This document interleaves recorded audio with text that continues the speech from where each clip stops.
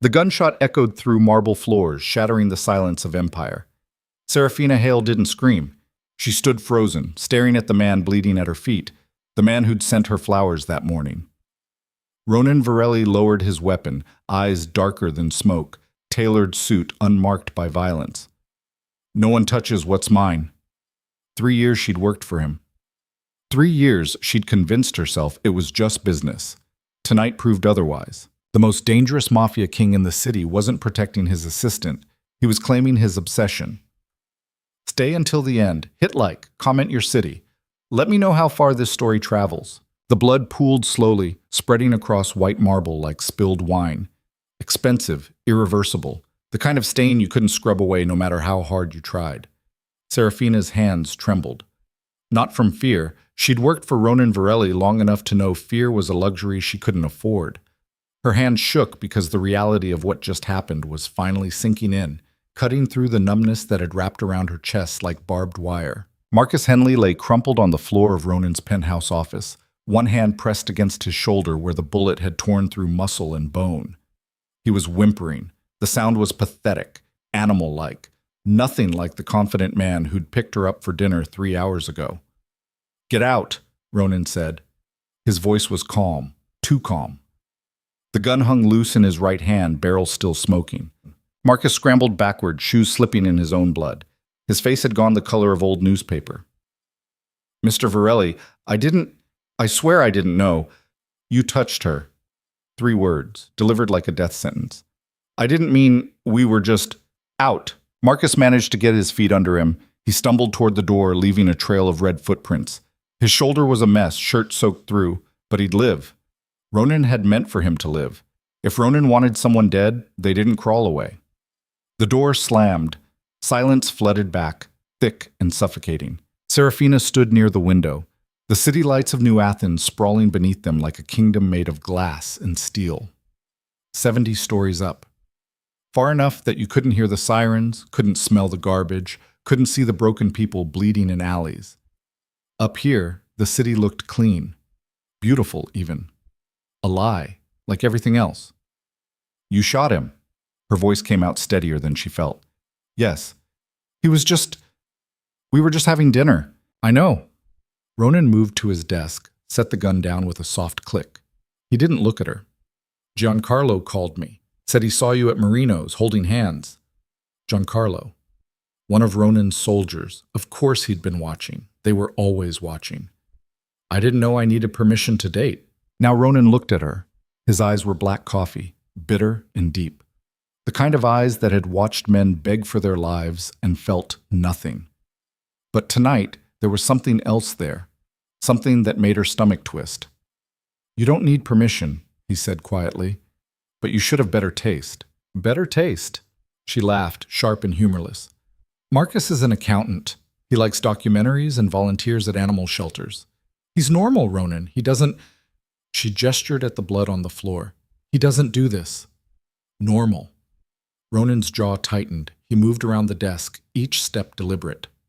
"You want normal? Then why are you still here?" 3 years. The question hung between them like smoke. Serafina had asked herself the same thing 1,000 times. She'd come to New Athens fresh out of college, drowning in student debt, desperate for anything that paid more than minimum wage. The job posting had been vague. Executive assistant, high-level corporate work, excellent compensation, discretion required. She'd thought it was finance, maybe tech. She'd been wrong. The first week, she'd seen a man walk into Ronan's office with a briefcase full of cash. The second week, she'd fielded calls from city councilmen, their voices tight with fear. By the third week, she'd figured it out. Ronan Varelli wasn't just a businessman. He was the infrastructure beneath the city's skin.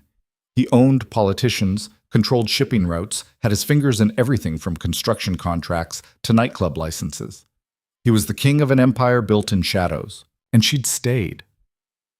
"I stay because the pay is good," she said. "Because you don't ask questions about my background, because you like the power." Ronan stopped 3 feet away, close enough that she could smell his cologne, something dark and expensive, cedar and smoke. "You like knowing things other people don't. You like walking into rooms and watching men twice your age defer to you because you carry my authority. Her pulse hammered. That's not... Don't lie to me, Serafina. He tilted his head, studying her like she was a problem he couldn't solve. I've watched you for 3 years. I know when you're lying. The air between them felt electric, dangerous. She should step back, create distance, but her feet wouldn't move. You shot Marcus because he held my hand, she said slowly. That's insane. Yes. No denial, no justification. Just a simple, terrifying agreement. You can't... She stopped, tried again. I'm your assistant, that's all. Is it? 2 words. They hung in the air like a knife waiting to drop. Ronan moved closer. She could see the fine lines around his eyes now, the shadow of stubble along his jaw. He was 38, unmarried, unreachable. Women threw themselves at him constantly. Models, socialites, daughters of rival crime families looking to broker alliances. He ignored them all. But he'd shot Marcus Henley for touching her hand. I want you to quit, Ronan said quietly. I want you to walk out that door and find a normal life. Marry your accountant. Have babies. Get a house in the suburbs with a white fence and a dog. Her throat tightened. That's what you want? It's what you deserve. And if I don't want it? His eyes darkened. Then you're more broken than I thought. The words should have hurt. Instead, they felt like a key turning in a lock. Serafina had never been good at normal. Even before Ronan, she'd been restless, hungry for something she couldn't name. Her childhood had been a series of small towns and smaller dreams, a mother who drank too much and a father who'd left before she could walk. She'd learned early that safety was an illusion, that the world didn't reward kindness or patience. The world rewarded power, and Ronan had taught her how to wield it. I'm not quitting, she said. Serafina, I'm not quitting, and I'm not marrying Marcus. She stepped closer, close enough that she had to tilt her head back to meet his eyes. But we need to establish some boundaries. You can't shoot everyone I date. I can. A ghost of a smile touched his mouth. I will. That's possessive? Controlling? Insane? The smile faded. I know what I am.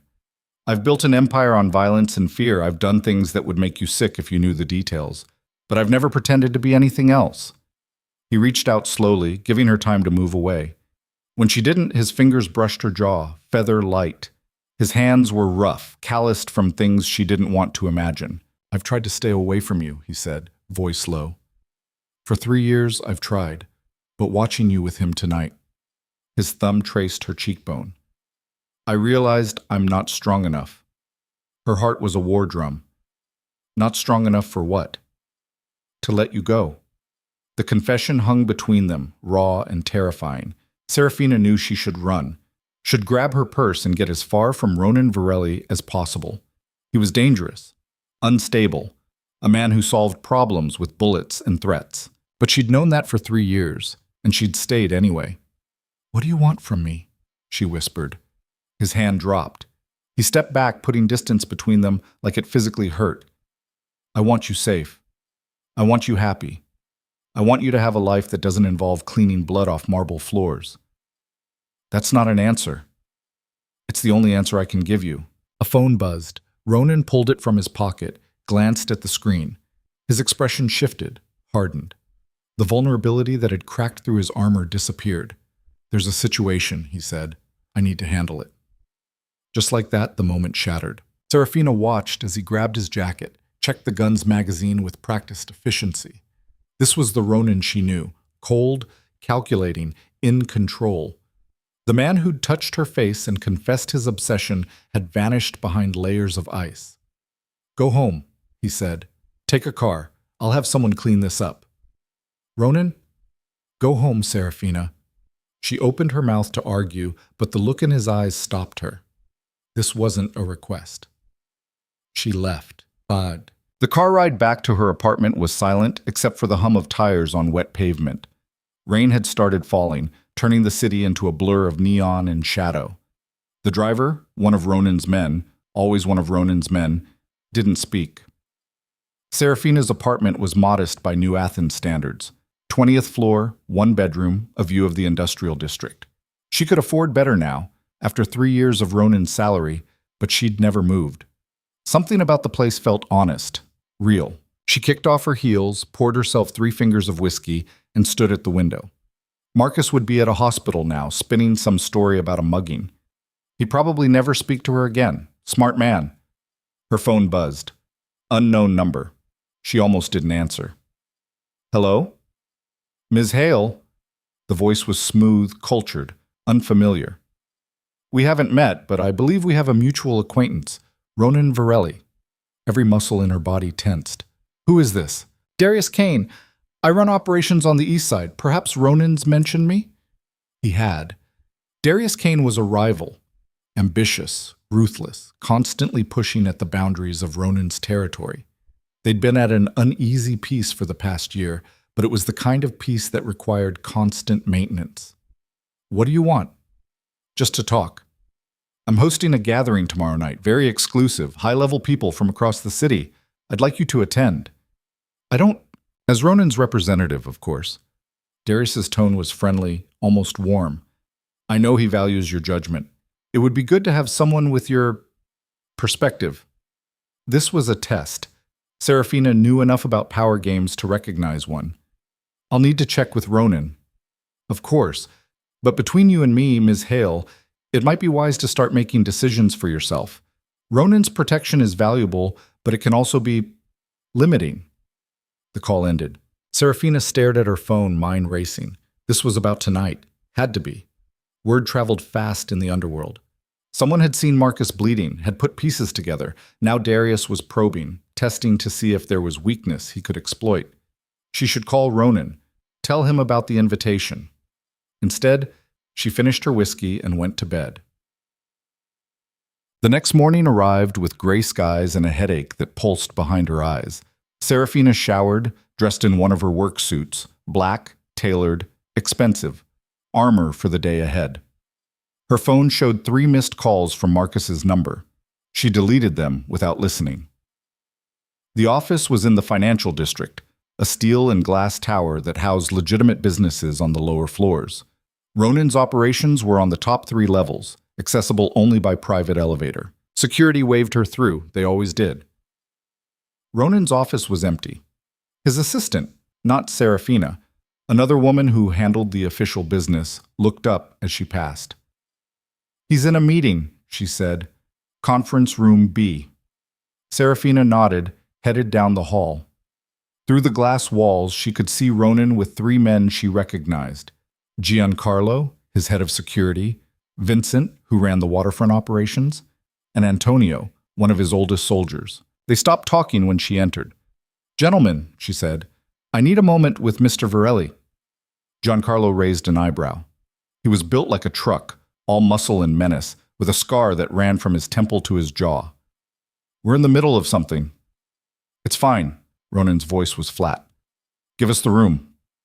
They filed out, but not before Giancarlo shot her a look that said he knew exactly what had happened last night.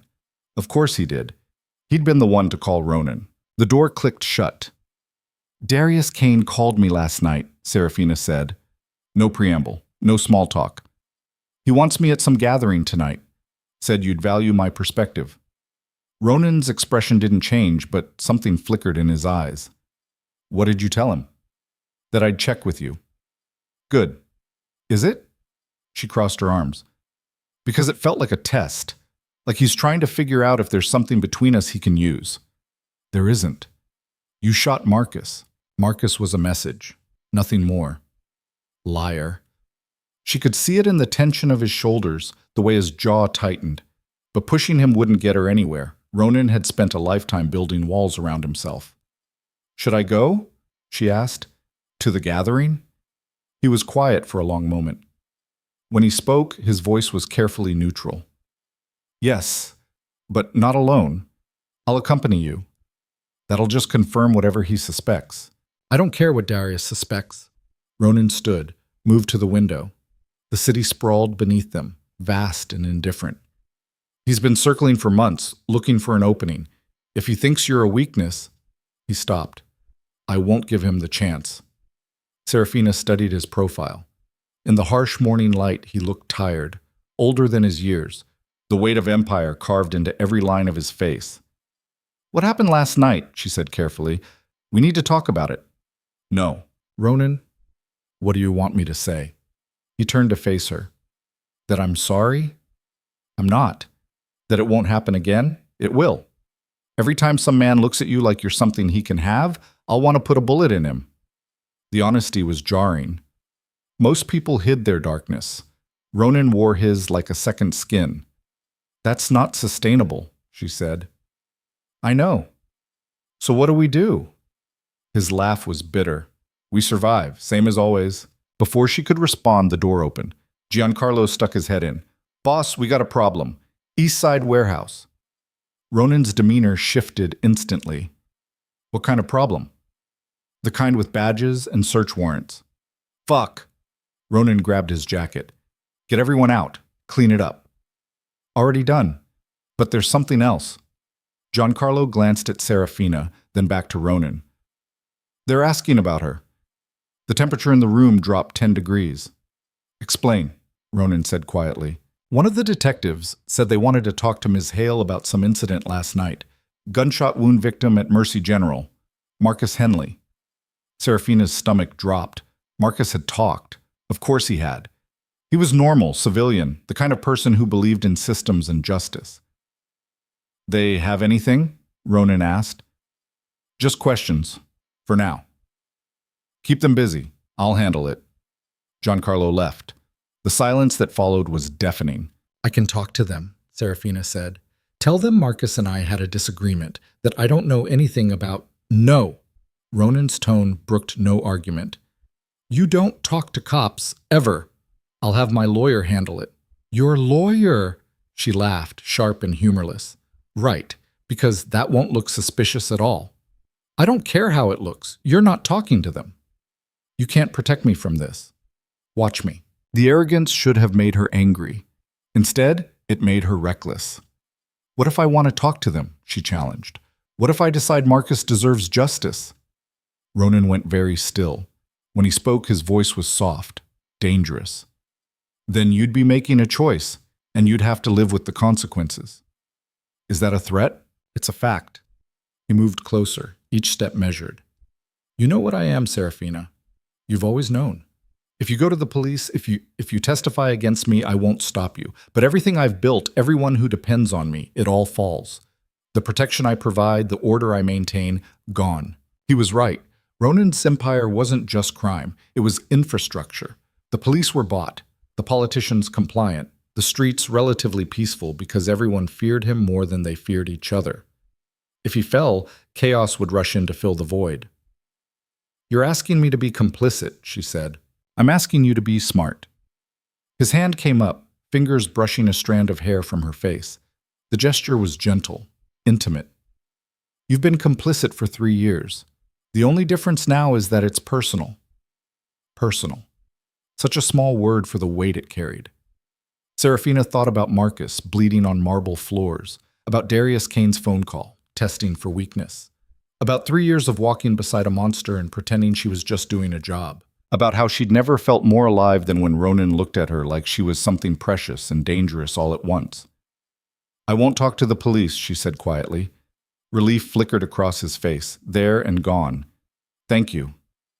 But we're going to Darius's gathering, together, and you're going to let me handle it. Serafina, you want me safe? Then trust me to navigate this world you've pulled me into. I'm not some civilian who needs protection. I'm your partner. The word hung between them. Partner. Not assistant. Not subordinate. Equal. Ronan stared at her for a long moment. Then slowly, he nodded. Okay, he said. We do it your way. But if anything goes wrong, it won't. If it does, he continued, voice hard, you get out. No arguments, no heroics. You leave and let me handle it. She wanted to argue, but the look in his eyes stopped her. This wasn't about control. It was about fear. Ronan Varelli, the man who'd built an empire on violence, was afraid of losing her. Deal, she said. The gathering was held at the Orpheum, an old theater on the east side that Darius had renovated into a nightclub.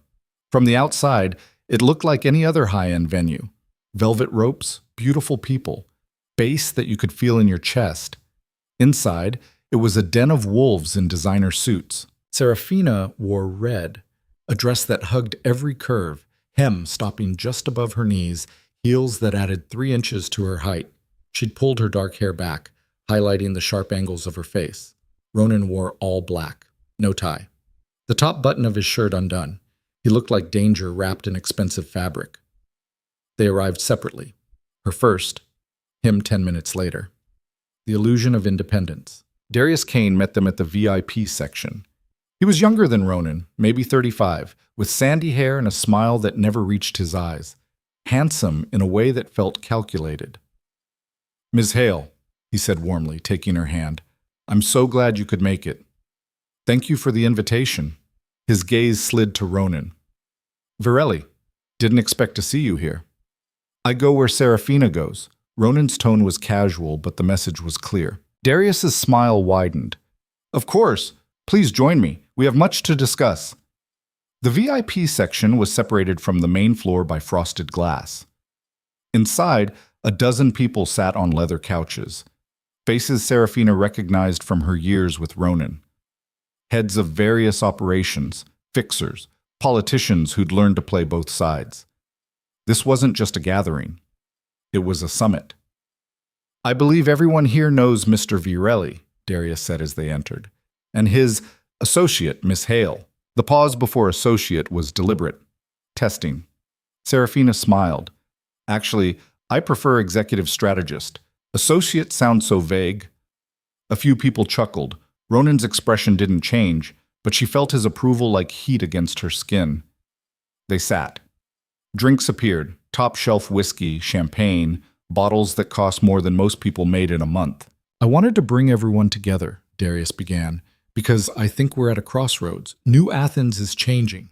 The old ways, the old territories, they're becoming obsolete." "Obsolete," Ronan repeated. "Interesting word." "Not wrong, though." Darius leaned forward. "The city's growing. New money, new power bases. If we don't adapt, we'll be swept aside." He was proposing a restructuring, a new division of territory, resources, influence. It was ambitious, dangerous, and it would require Ronan to give up significant control. Around the room, faces were carefully neutral. No one wanted to be the first to show their hand. Serafina sipped her champagne, mind racing. This was the play. Darius wasn't just testing, he was making a move, consolidating power under the guise of adaptation. "What kind of restructuring are you proposing?" she asked. All eyes turned to her. A woman asking questions in a room full of men. Some looked amused, others annoyed. Darius smiled. "I'm glad you asked, Ms. Hale. I think fresh perspectives are exactly what we need." He laid out his vision. A council system with representatives from each major operation, decisions made collectively, power distributed more evenly. It sounded democratic, progressive even. It was a trap. "Fascinating," Serafina said when he finished. "But I have a question. In this new system, who mediates disputes? If 2 council members disagree, who has final say?" Darius's smile didn't waver. "We'd vote, majority rules. And if the majority is wrong, if they vote against their own interests because they're being pressured or manipulated, that's the risk of democracy." Democracy. Ronan spoke for the first time since Darius started talking. His voice was quiet, deadly. "Is that what we're calling it?" The temperature in the room shifted. "I'm calling it progress," Darius said, "unless you prefer the old way. One man at the top, everyone else scrambling for scraps." "The old way kept the peace for 15 years. The old way is ending whether you like it or not, Virelli.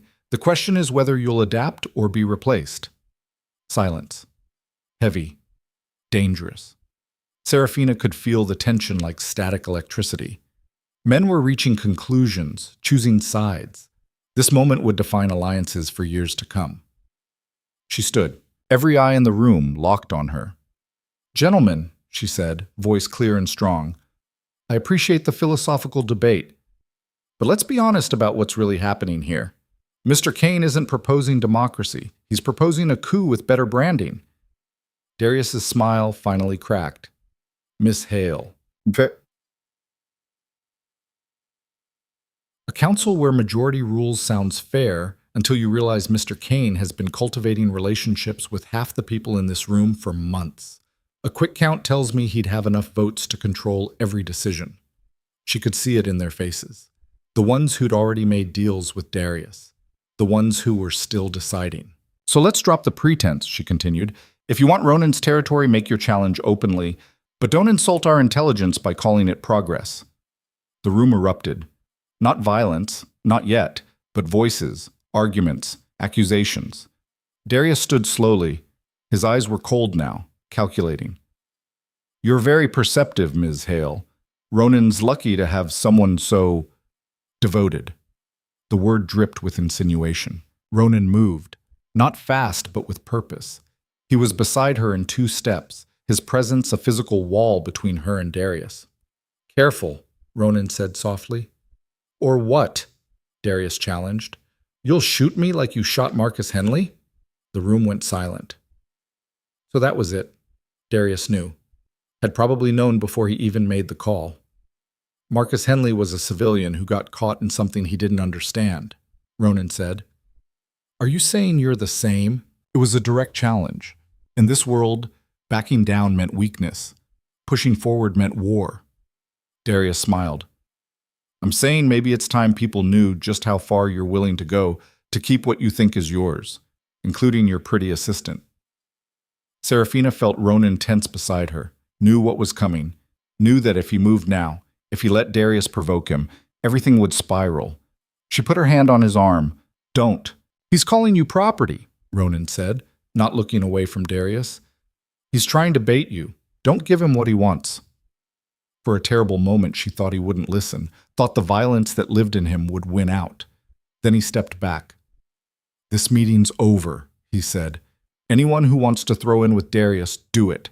But know that when his council collapses, and it will, there won't be a place for you in what comes after. He took Serafina's hand and walked out. The night air hit them like a slap. Rain had started again, turning the sidewalk into a mirror of neon and shadow. That went well, Serafina said dryly. Ronan didn't laugh. His hand was still wrapped around hers, grip almost painful. We need to leave the city, he said. Tonight. Just for a few days while this settles. Running won't. It's not running. It's tactical retreat. He turned to face her, rain soaking through his jacket.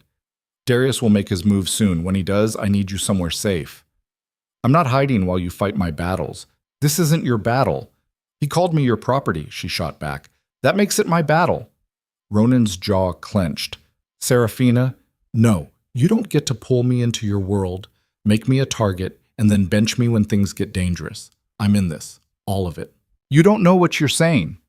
I know exactly what I'm saying. I'm saying that if Darius wants to use me against you, then we use that. We let him think I'm a weakness while I gather information, find his vulnerabilities. Absolutely not. It's not your decision. Like hell it isn't. He pulled her closer, water running down both their faces. You think I can watch you walk into danger and do nothing? You think I'm capable of that level of control? I think you're capable of trusting me. It's not about trust, it's about... He stopped, swallowed hard. I can't lose you. There it was again. The confession beneath the armor. Serafina reached up, hand cupping his jaw. His skin was rough beneath her palm, scarred from fights she'd never know about. You won't, she said quietly. You can't promise that. Then neither can you. She tilted her head back, meeting his eyes. We're in this together, equal partners. That means equal risk. For a long moment, they stood there in the rain, the city's heartbeat pulsing around them. Then Ronan kissed her. It wasn't gentle. It was 3 years of restraint shattering into pieces, his hands tangled in her wet hair, pulling her against him like she was the only real thing in a world made of shadows. Serafina kissed him back just as fiercely, fingers gripping his jacket, all the fear and anger and want she'd been suppressing pouring out in that single moment. When they broke apart, both breathing hard, the world felt different, sharper, more dangerous. This changes everything, Ronan said. I know. There's no going back. I know. He pressed his forehead against hers. Tomorrow, we plan. Tonight. His phone rang. He pulled it out, glanced at the screen. Whatever he saw made his expression go dark. What is it? Serafina asked. Giancarlo. There's been an incident. What kind of incident? Ronan's eyes met hers, and she saw something she'd never seen before. Fear. Someone just tried to kill Antonio, he said, and they left a message. What message? He turned the phone so she could see the photo Giancarlo had sent. Antonio was in a hospital bed, alive but barely, and written on the wall behind him in what looked like blood were 3 words, "She's not yours." The hospital smell hit Serafina before they even reached Antonio's floor. Antiseptic mixed with something darker, something that made her stomach turn. Blood. Fear. The scent of mortality clinging to sterile walls. Ronan moved through the corridors like a storm front, nurses and orderlies stepping aside without being asked. Serafina kept pace beside him, her heels clicking against linoleum, each step echoing too loud in the fluorescent silence. Giancarlo stood outside room 447, arms crossed, expression carved from granite. His knuckles were bruised, split open. Fresh blood. How bad? Ronan asked. 3 stab wounds, punctured lung, internal bleeding. Doctors say he'll live, but it was close. Giancarlo's eyes flicked to Serafina, then back to Ronan. They knew his route, knew exactly when he'd be vulnerable. Inside job? Has to be. Antonio's too careful for random street shit. Ronan's jaw tightened. Who found him? Vincent. He was supposed to meet Antonio at the warehouse. Found him in the alley behind it, half dead. That message on the wall. Serafina stared through the window into Antonio's room. The old soldier looked small in the hospital bed, tubes running from his arms, monitors beeping a steady rhythm. He'd been with Ronan for 20 years, loyal to the bone, and someone had nearly killed him to send a message about her. Let me see the scene, Ronan said. Already secured it. Vincent's there now with a crew. Good. Get everyone to the warehouse. I want a full accounting. Who knew Antonio's schedule, who had access, everything. Ronan paused. And pull surveillance from every camera within 6 blocks. Someone saw something. Giancarlo nodded, pulled out his phone, started making calls. Serafina touched Ronan's arm. I should stay here with Antonio. No. He's alone. Vulnerable. If they came after him once. I'm posting guards, 4 men, rotating shifts. No one gets in that room without clearance. Ronan's voice was steel. You're coming with me. Ronan, this isn't a negotiation. He grabbed her hand, pulled her down the hallway, away from Giancarlo's hearing. When he spoke again, his voice was lower, harder. Someone just tried to kill one of my oldest friends to get at you, to prove they can reach the people around me. You think I'm letting you out of my sight now? I can take care of myself. Can you? His eyes burned. Can you spot a tail? Disable an attacker? Survive a knife fight in an alley? She wanted to say yes, wanted to believe the 3 years of proximity to violence had made her harder, capable, but the truth sat heavy in her chest. No, she admitted quietly. Then you stay close. Until we figure out who's behind this, you don't go anywhere without me or someone I trust completely. He released her hand, ran his fingers through his hair. I should have seen this coming. Should have known Darius would escalate. You don't know it was Darius. Who else? He made his play tonight. I rejected it, and 6 hours later one of my men is bleeding out with a message about you. That's not coincidence. She couldn't argue with the logic. But something felt off, like a puzzle piece that didn't quite fit. The message, she said slowly. Why write it on the wall? Why not just kill Antonio and leave it at that? Theatrics. Trying to get in my head, or trying to point us toward a specific conclusion. She met his eyes.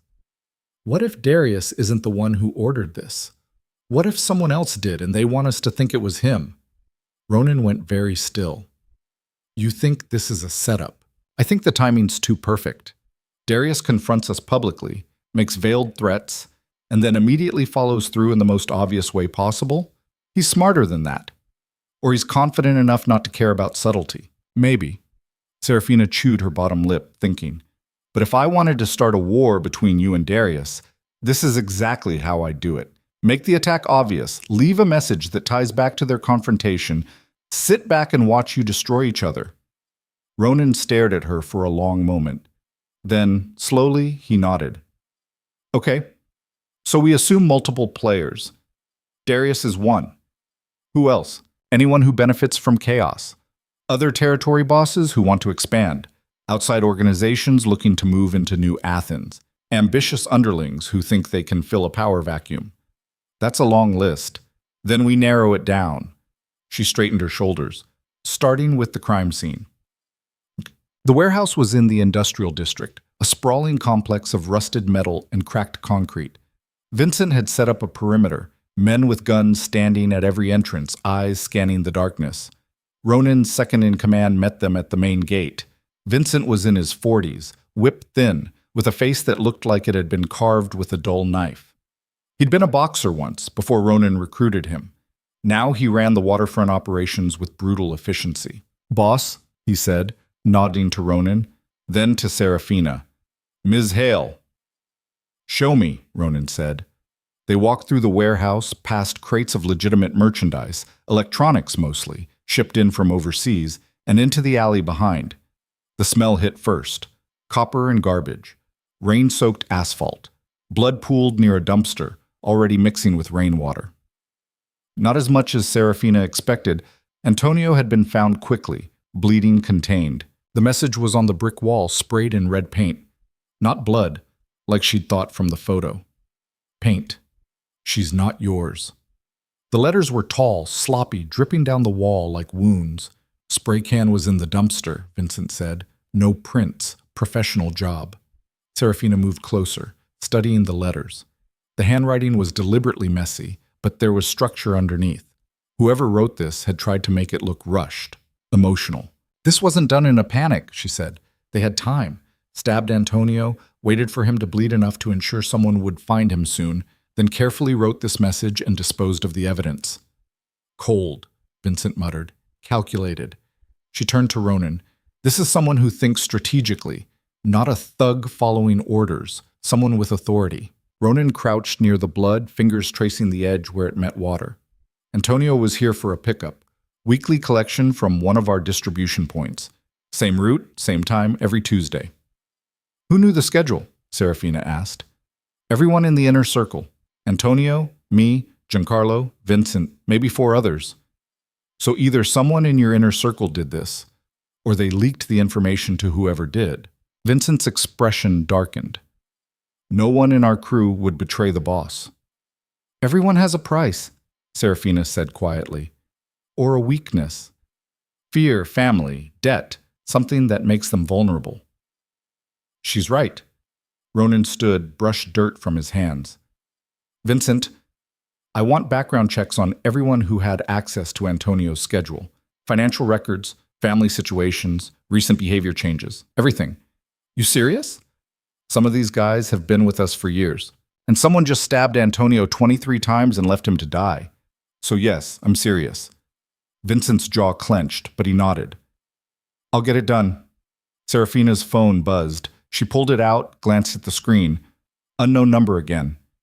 Her stomach tightened. She answered. "Hello?" "Ms. Hale." The voice was male, unfamiliar, digitally altered, pitched lower than natural. "I hope you're enjoying the evening's entertainment." Ice flooded her veins. "Who is this?" "Someone who wants you to understand something important. You're not safe, not with him, not anywhere." Ronan was watching her now, eyes sharp. "What do you want?" she asked. "I want you to leave Ronan Virelli, publicly, dramatically. Make it clear you're no longer associated with him or his organization." "And if I don't?" "Then people keep dying. Antonio was just the beginning. Next time it won't be a soldier. It'll be someone you actually care about." Her mind raced. "You're bluffing. You don't know who I care about." A laugh, cold and mechanical through the voice filter. "Don't I?" "Tell me, Ms. Hale, when was the last time you spoke to your mother?" The world tilted. Serafina's mother lived in a nursing home 300 miles north. Dementia, advanced stage. Serafina visited once a month, paid the bills, tried to hold conversations with a woman who barely recognized her anymore. No one in Ronan's world knew about her mother. She'd kept that part of her life separate, protected. "If you touch her," her voice came out strangled, "then you know what to do. Leave Virelli. Do it within 48 hours or I'll visit your mother's facility. Room 218, Riverside Care Center. She likes to sit by the window in the afternoons, doesn't she, watching the birds. The call ended. Serafina stood frozen, phone clutched in her shaking hand. The alley spun around her, brick walls, blood, rain, Ronan's face coming into focus. What happened? He demanded. Who was that? She couldn't speak, couldn't breathe. Her mother, they knew about her mother. Ronan grabbed her shoulders. Serafina, talk to me. Her voice broke. They know about my mother. They described her room, her routine. They said if I don't leave you within 48 hours, they'll kill her. The air between them went electric with violence. Where is she? Ronan asked, voice deadly calm. Riverside Care Center, 3 hours north. Vincent? Ronan didn't look away from her. Get a team to Riverside immediately. Full security detail. No one gets in that facility without clearance. Move now. Vincent was already on his phone, barking orders. We should go ourselves, Serafina said. We should... No, that's what they want. Pull us out of the city. Leave our flank exposed. Ronan's hands moved from her shoulders to frame her face, forcing her to meet his eyes. I will protect her. I swear on everything I have they won't touch your mother. But you need to breathe and think clearly. She tried, pulled air into lungs that felt too small. This isn't Darius. He wouldn't know about her. No one knows about her. Someone did their homework. Deep homework, the kind that takes resources, time, access to information that's not public record. Her mind was starting to work again, cutting through the panic. Whoever this is, they've been planning for a while, watching me, building a profile.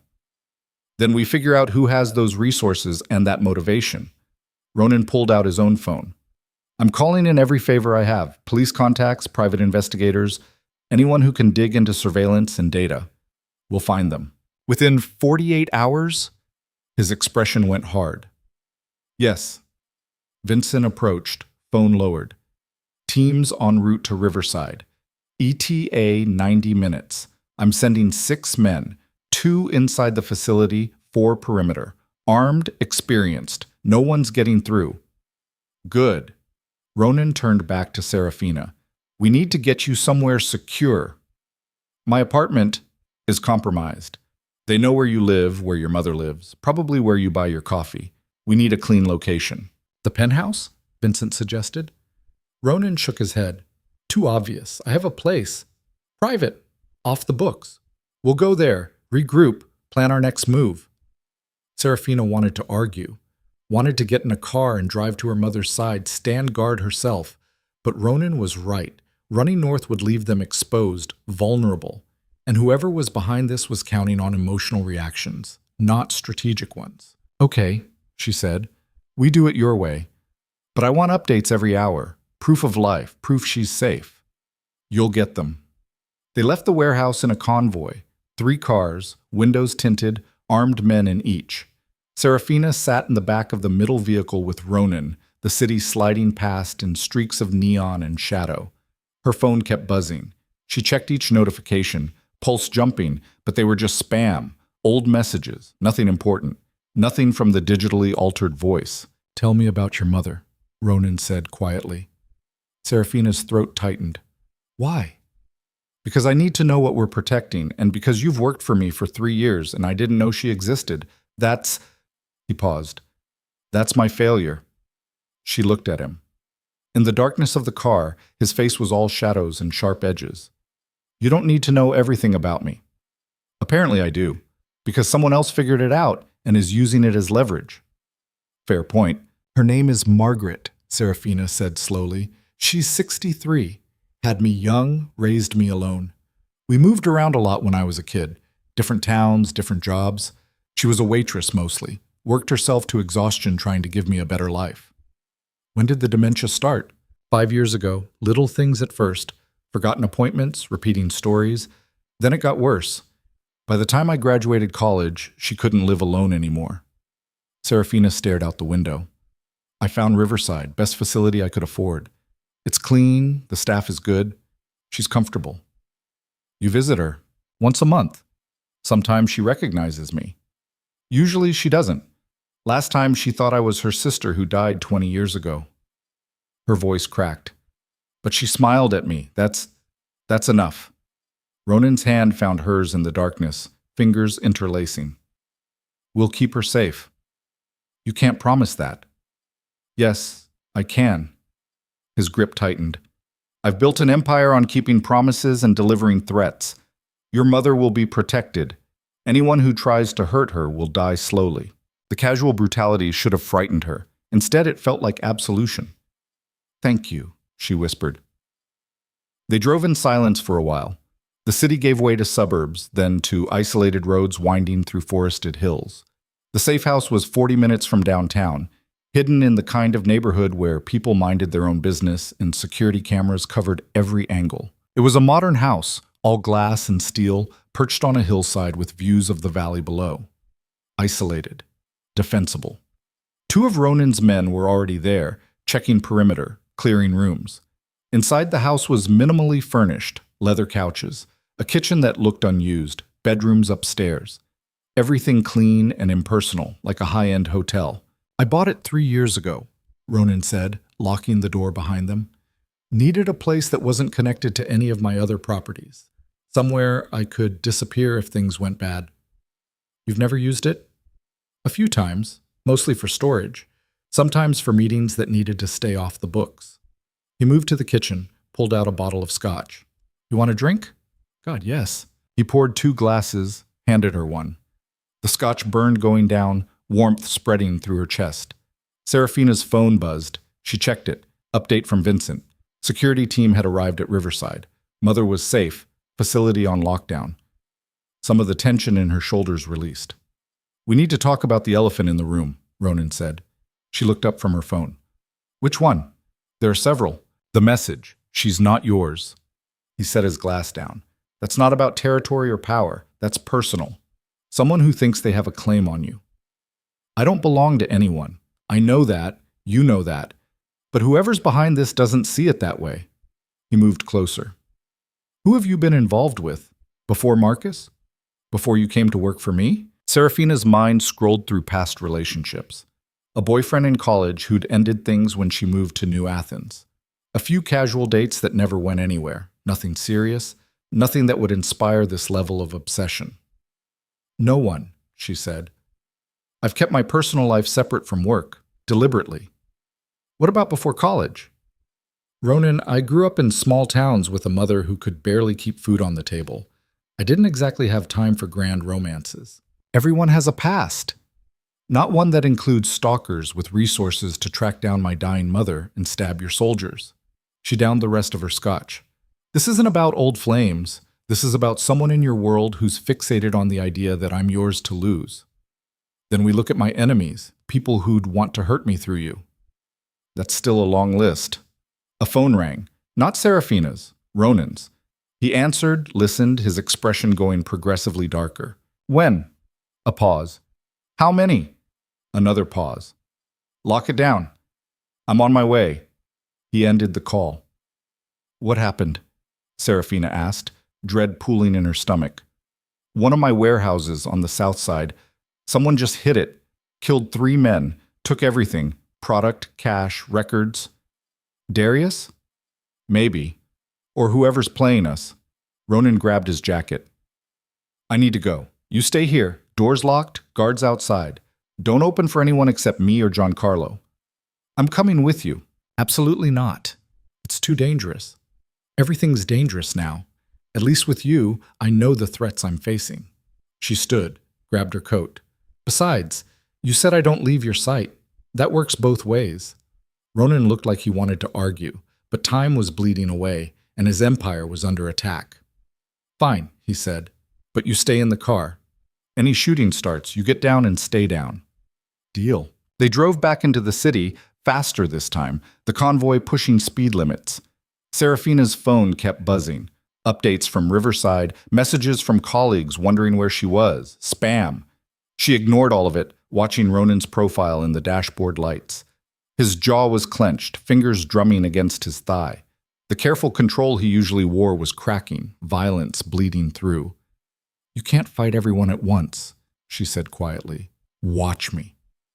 Ronan, they attacked Antonio, threatened your mother, hit my warehouse, killed my men. Each word was a bullet. Whoever's behind this, they've declared war. I'm going to give them one. And if that's what they want, if they're trying to provoke you into making mistakes, his eyes cut to her, then I make sure my mistakes are bloodier than theirs. The warehouse was chaos when they arrived. Police lights, ambulances, Ronan's men trying to secure the scene before cops got too curious. Bodies were being loaded into unmarked vans. 3 men, just like Giancarlo had said. Vincent met them at the perimeter, his face grim. Talk, Ronan said. Hit was professional, in and out in under 10 minutes. They knew exactly where the cameras were, how to disable them. Knew which rooms held what. Vincent gestured to the warehouse. Took $200,000 in cash, 50 kilos of product, and every hard drive in the building. Hard drives, Serafina repeated. Why? Records, client lists, supplier contacts, distribution routes. Ronan's expression was carved from stone. They're not just robbing me, they're stealing my infrastructure. To use or to sell, she said, understanding dawning. They could auction that information to your competitors, or use it to replicate your operation elsewhere. Or both. A car pulled up, black sedan, civilian plates. The door opened and Darius Kane stepped out. Every gun in the vicinity swung toward him. Darius raised his hands, smile easy. Easy, gentlemen. I'm just here to talk. You've got some fucking nerve, Vincent growled. Vincent? Ronan's voice was quiet, dangerous.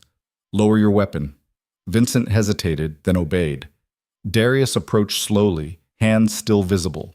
He was wearing a suit despite the late hour, looking like he'd just left a boardroom instead of a crime scene. I heard about your troubles, he said. Thought I should offer my condolences. Condolences, Ronan repeated. You think I'm buying that? I think someone's trying very hard to make you believe I'm behind these attacks. And I think you're smarter than to fall for it. Darius's gaze shifted to Serafina. Ms. Hale, you look well considering. What do you want, Darius? She asked. To propose a truce.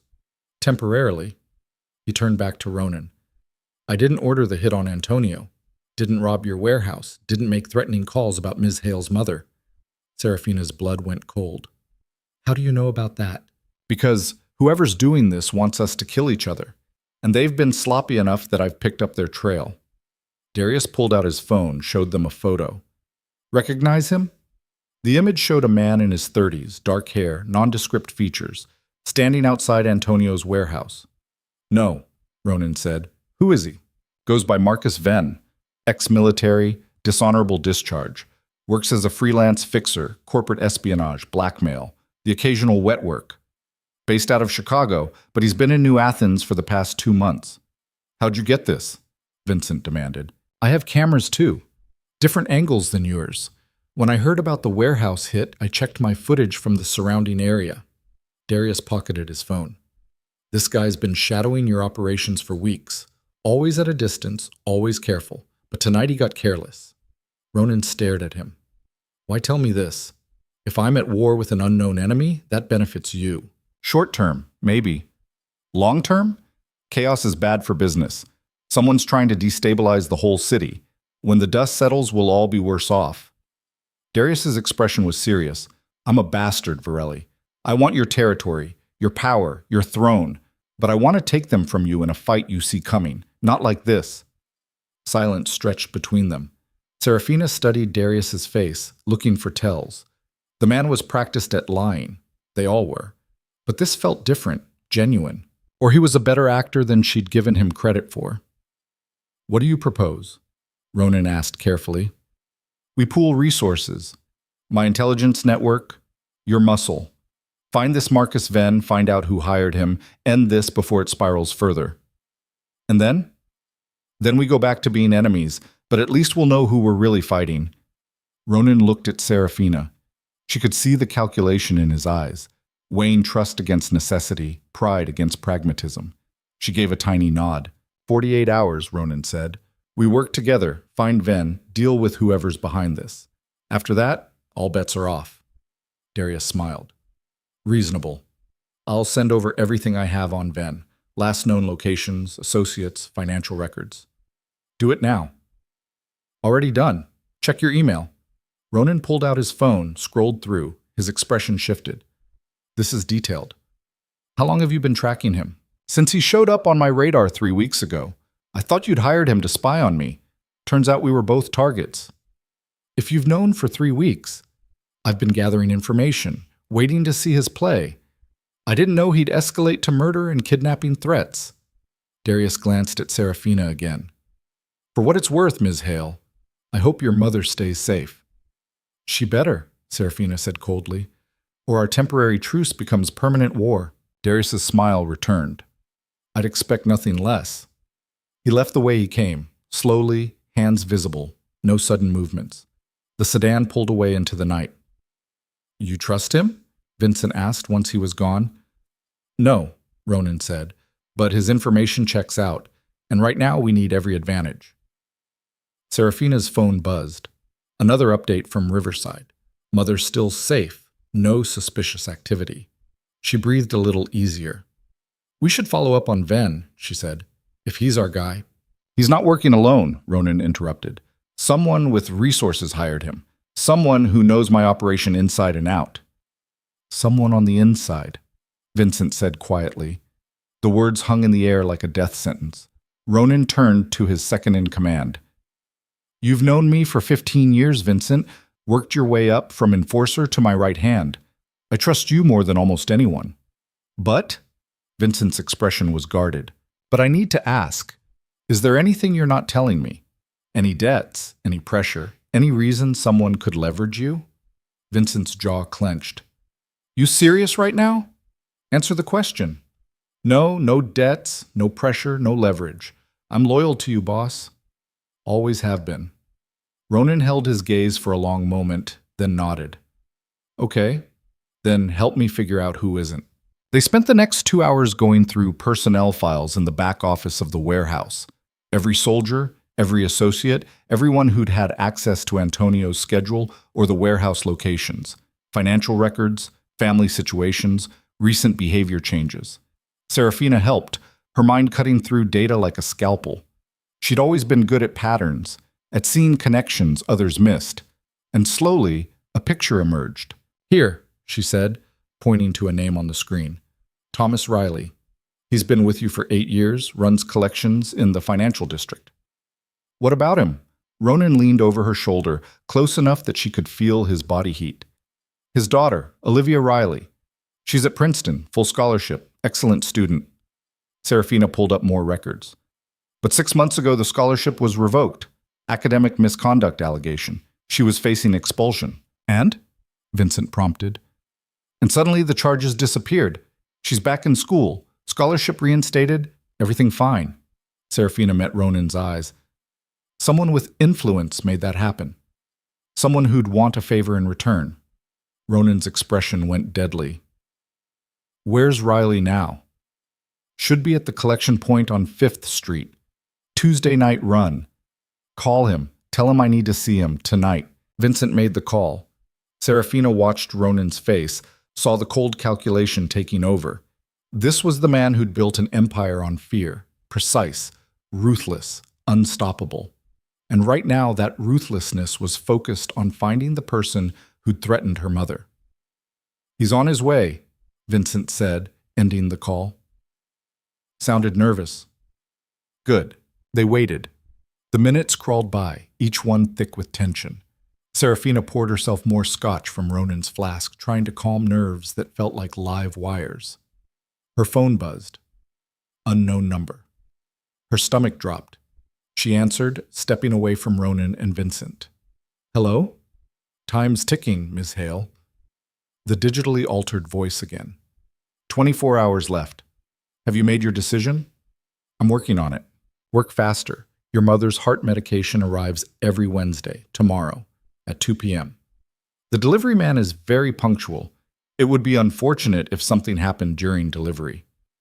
You son of a... The call ended. Serafina stood there, hands shaking, rage and fear warring in her chest. Ronan was beside her in seconds. What did they say? They know about her medication schedule. They're threatening to make a move tomorrow at 2 p.m.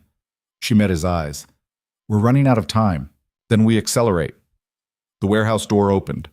Thomas Riley walked in. Mid-40s, average height, the kind of face that disappeared in crowds. He looked anxious, hands fidgeting with his jacket. "Boss?" he said, nodding to Ronan. "You wanted to see me?" "Yeah, we need to talk about your daughter." Riley went pale. What about her?" "About how someone made her problems disappear.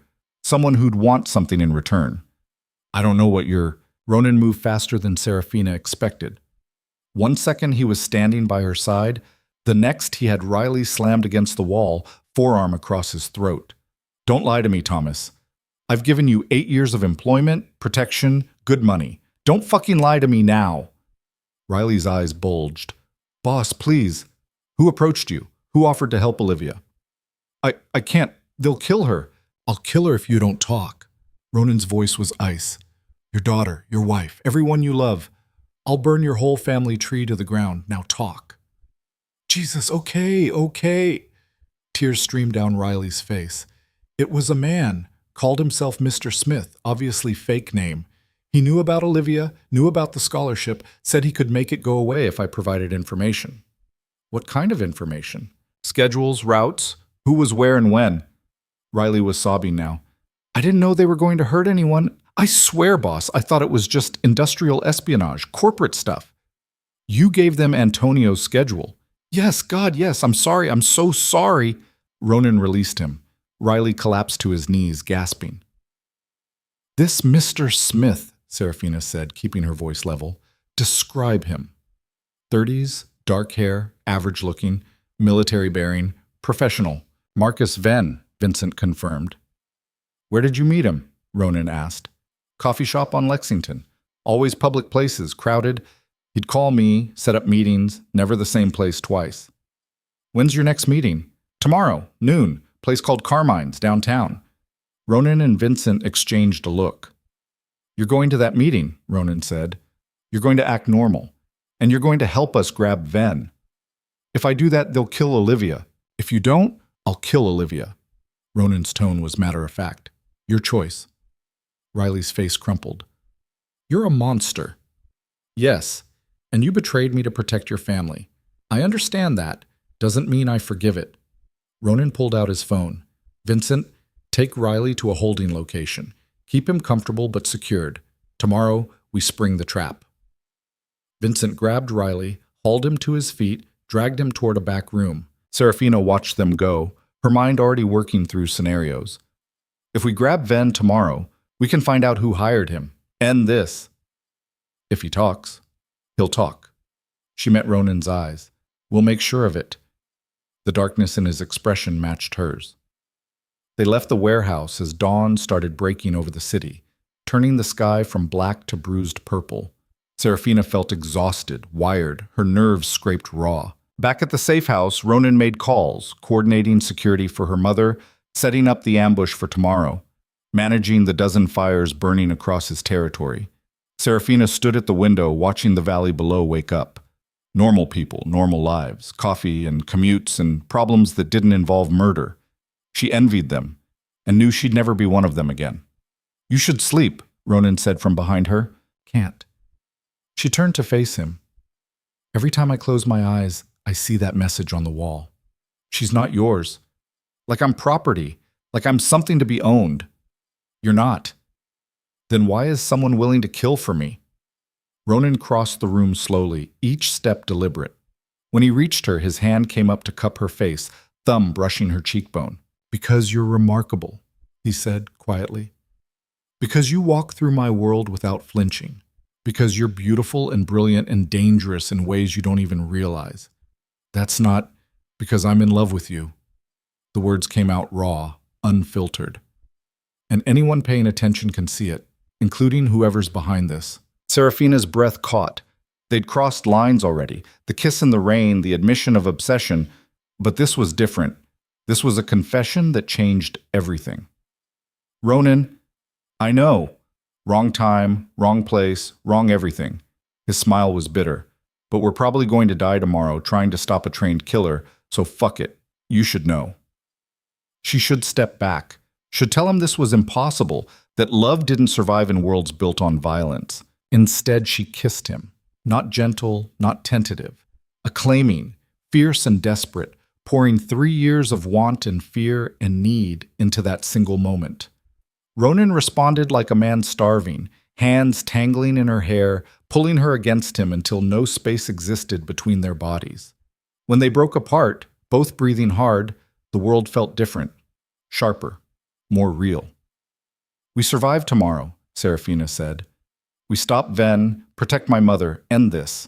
And then we figure out what this is." Deal.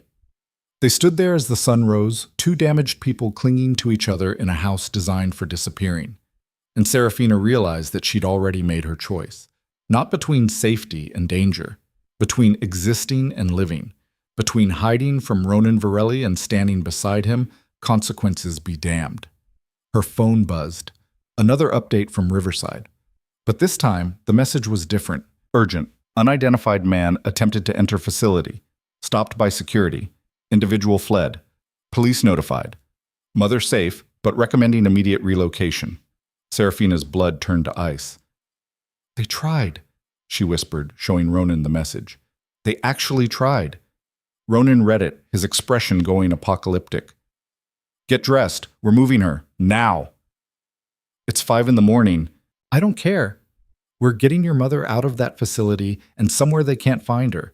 And then tomorrow, we're going to make Marcus Venn tell us everything before I put a bullet in his brain." There was no room for argument in his voice, no negotiation. Serafina nodded, adrenaline flooding her system. They had 24 hours to end this, and she knew, with a certainty that settled in her bones, that when tomorrow came, someone would die. She just had to make sure it wasn't anyone she loved. The drive to her mother's new location felt like descending into a different world. Serafina watched the city lights fade in the rearview mirror, replaced by darkness punctuated only by highway markers. Her ribs ached with every breath, a reminder of the fall through rotting floorboards at the Brighton Hotel. The cut on her head had stopped bleeding but throbbed with her pulse. Ronan sat beside her in the back seat, phone pressed to his ear, coordinating the transfer. His voice was calm, methodical, the same tone he used when ordering executions, but his free hand gripped hers tight enough to hurt.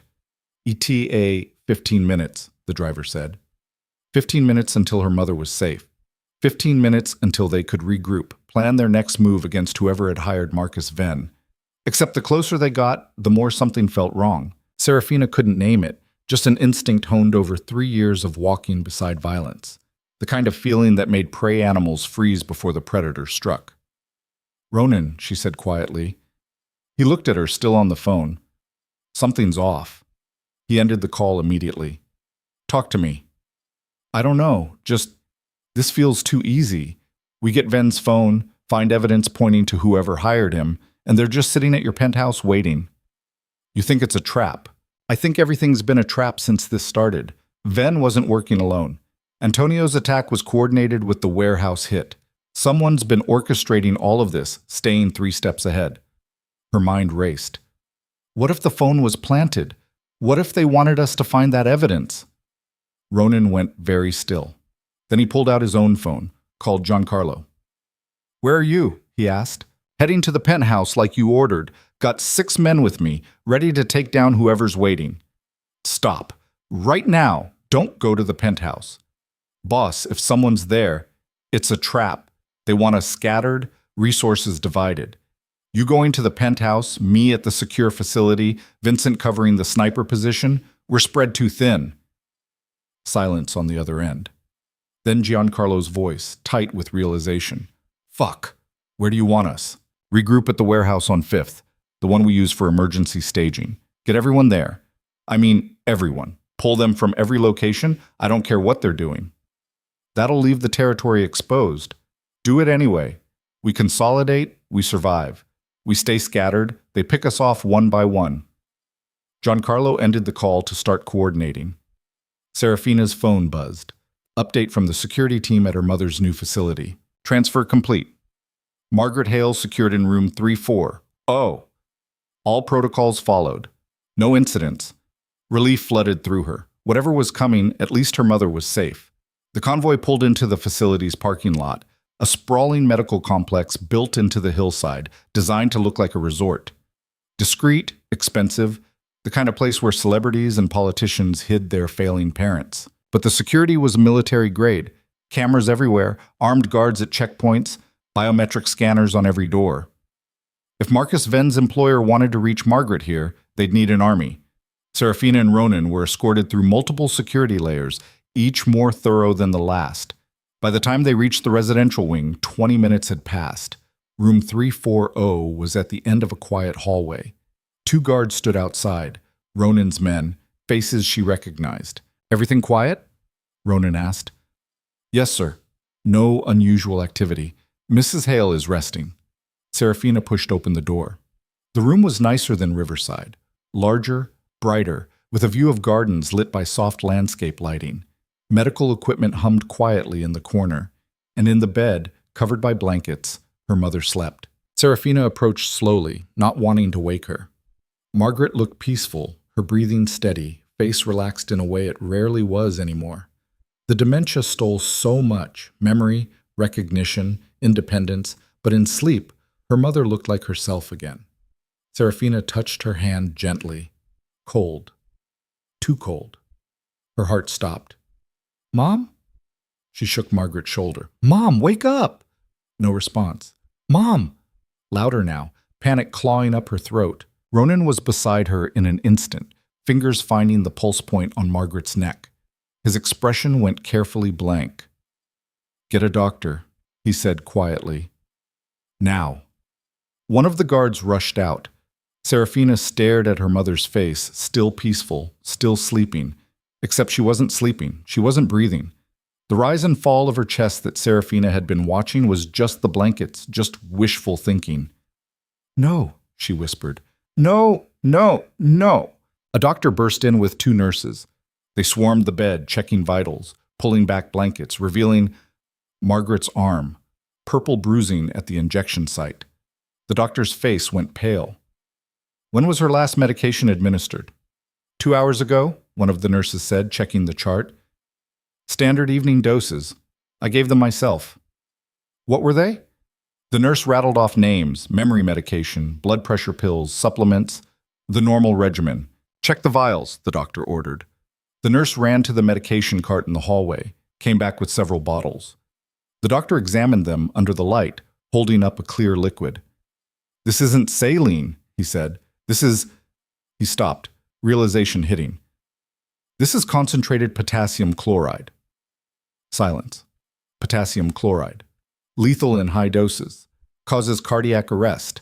Untraceable if administered properly. Just looks like natural heart failure in an elderly patient. Someone had swapped Margaret's medication. Someone inside this facility. Who had access to the medication cart? Ronan's voice was death. The nurse's hands shook. "Only authorized medical staff. It's locked. Requires biometric clearance." Then someone authorized killed her. Ronan turned to the guards. "Lock down this facility. No one in or out. I want every staff member accounted for. Every access log pulled. Find out who swapped those medications."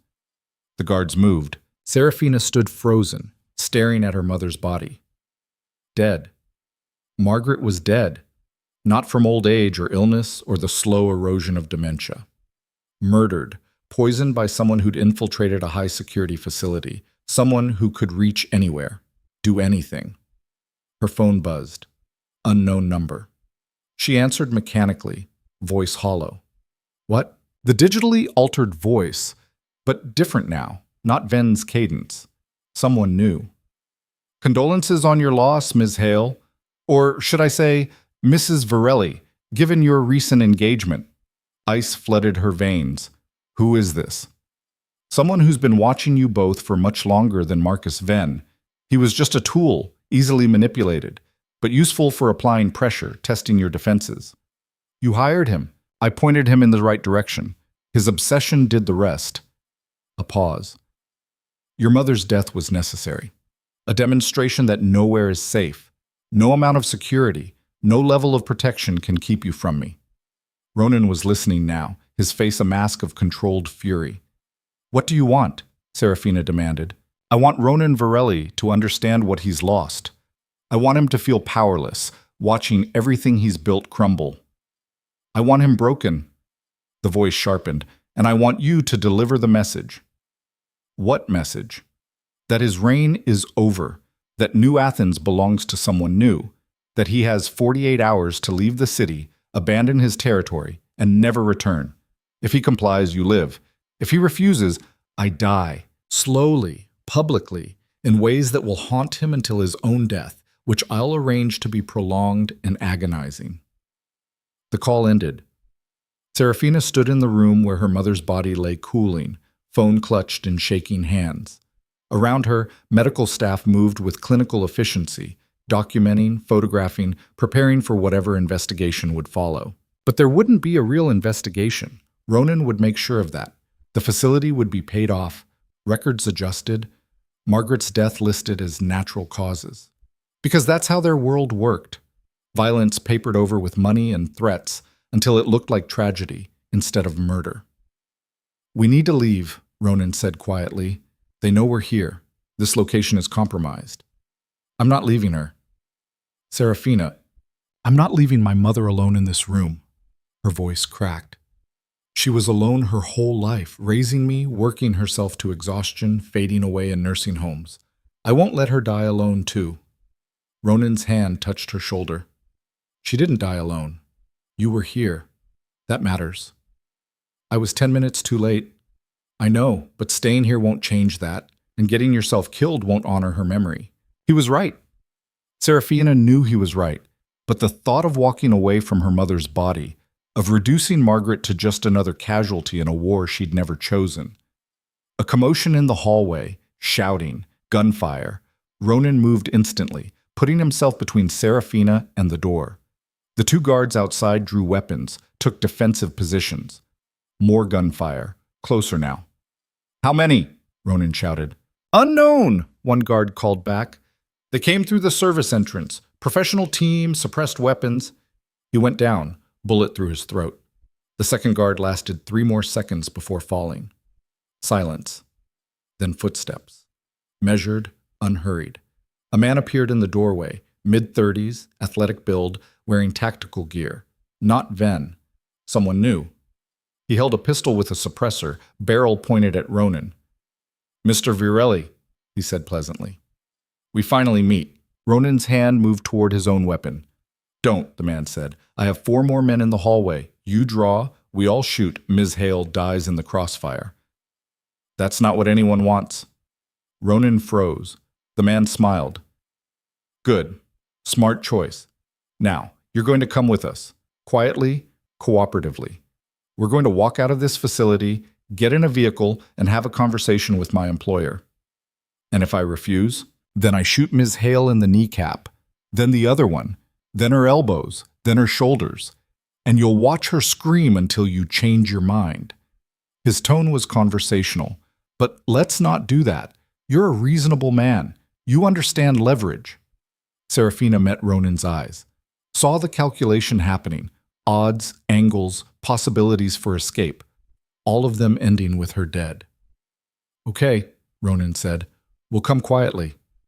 Just you. Ms. Hale stays here. No deal.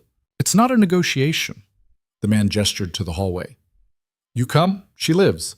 You resist, she dies. Simple equation. She comes with me, or you'll have to shoot us both. The man sighed.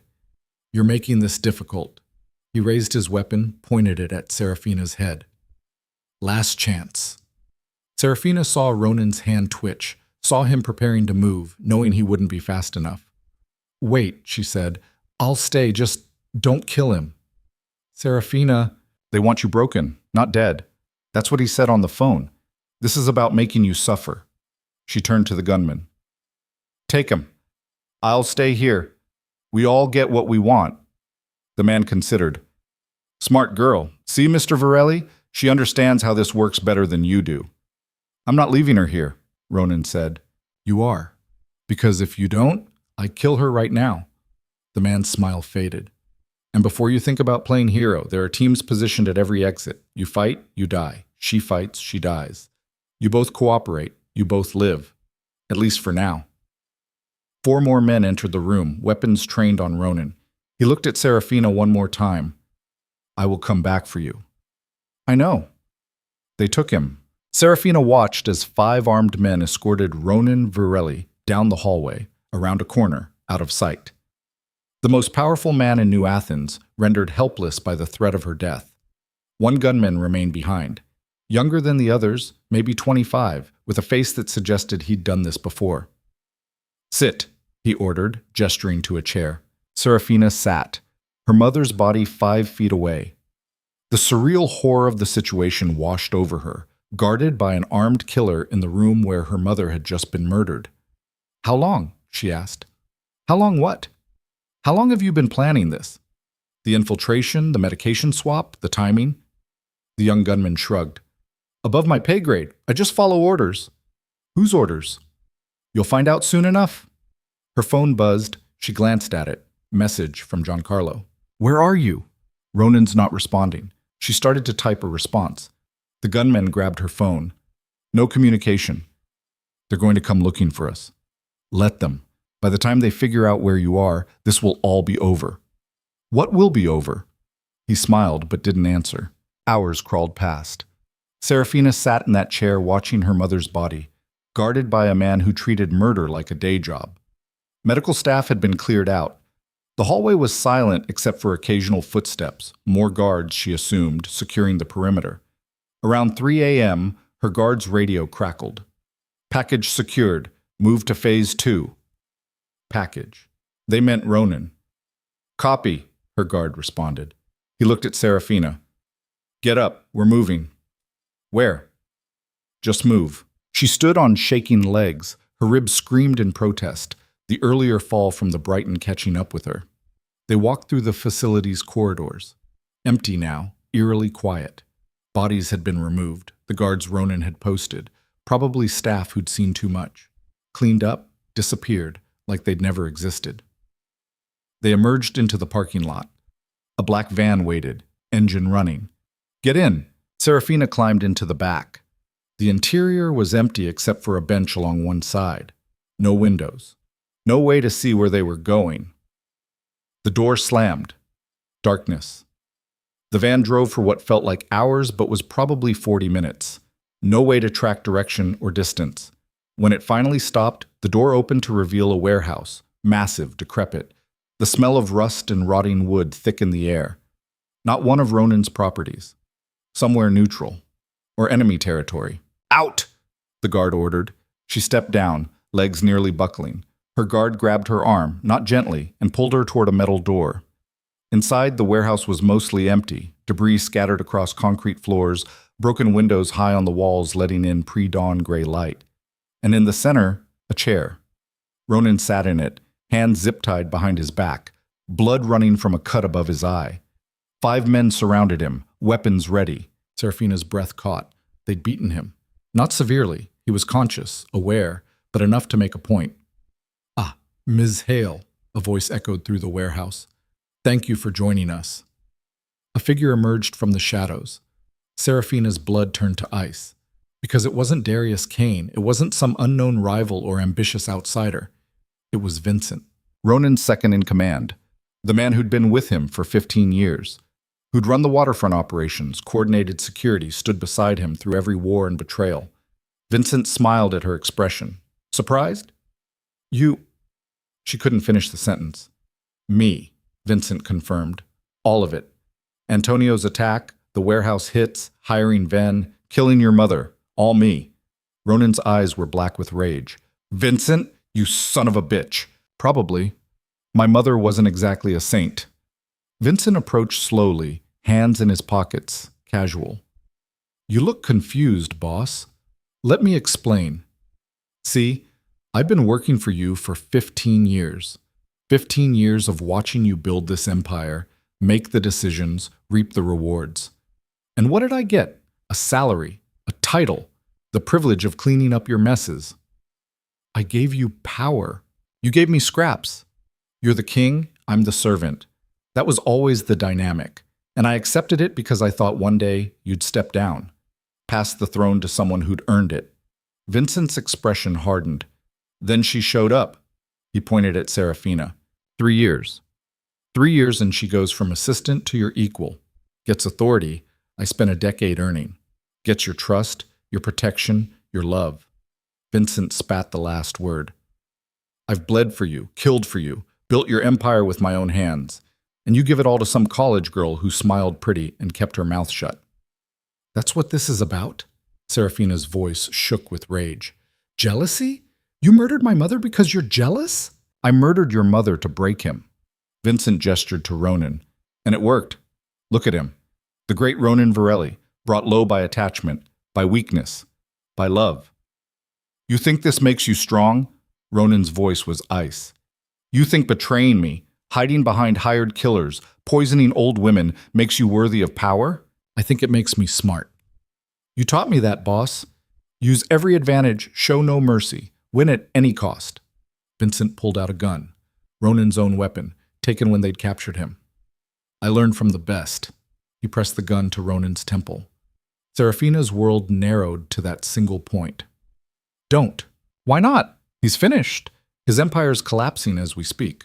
While you two were being moved around, my men were taking over every major operation. The waterfront, the distribution networks, the political connections. It's all mine now. You'll never hold it, Ronan said quietly. The moment people know you betrayed me, they'll turn on you. Loyalty matters in this world. Loyalty's a lie you told to keep people in line. What really matters is power. And I have it now. Vincent's finger tightened on the trigger. Any last words? Ronan looked at Serafina. I'm sorry. For all of this. For pulling you into my world. For not protecting you better. Don't, she whispered. Don't you dare apologize. I chose this. All of it. I know. That's what makes it worse. Vincent laughed.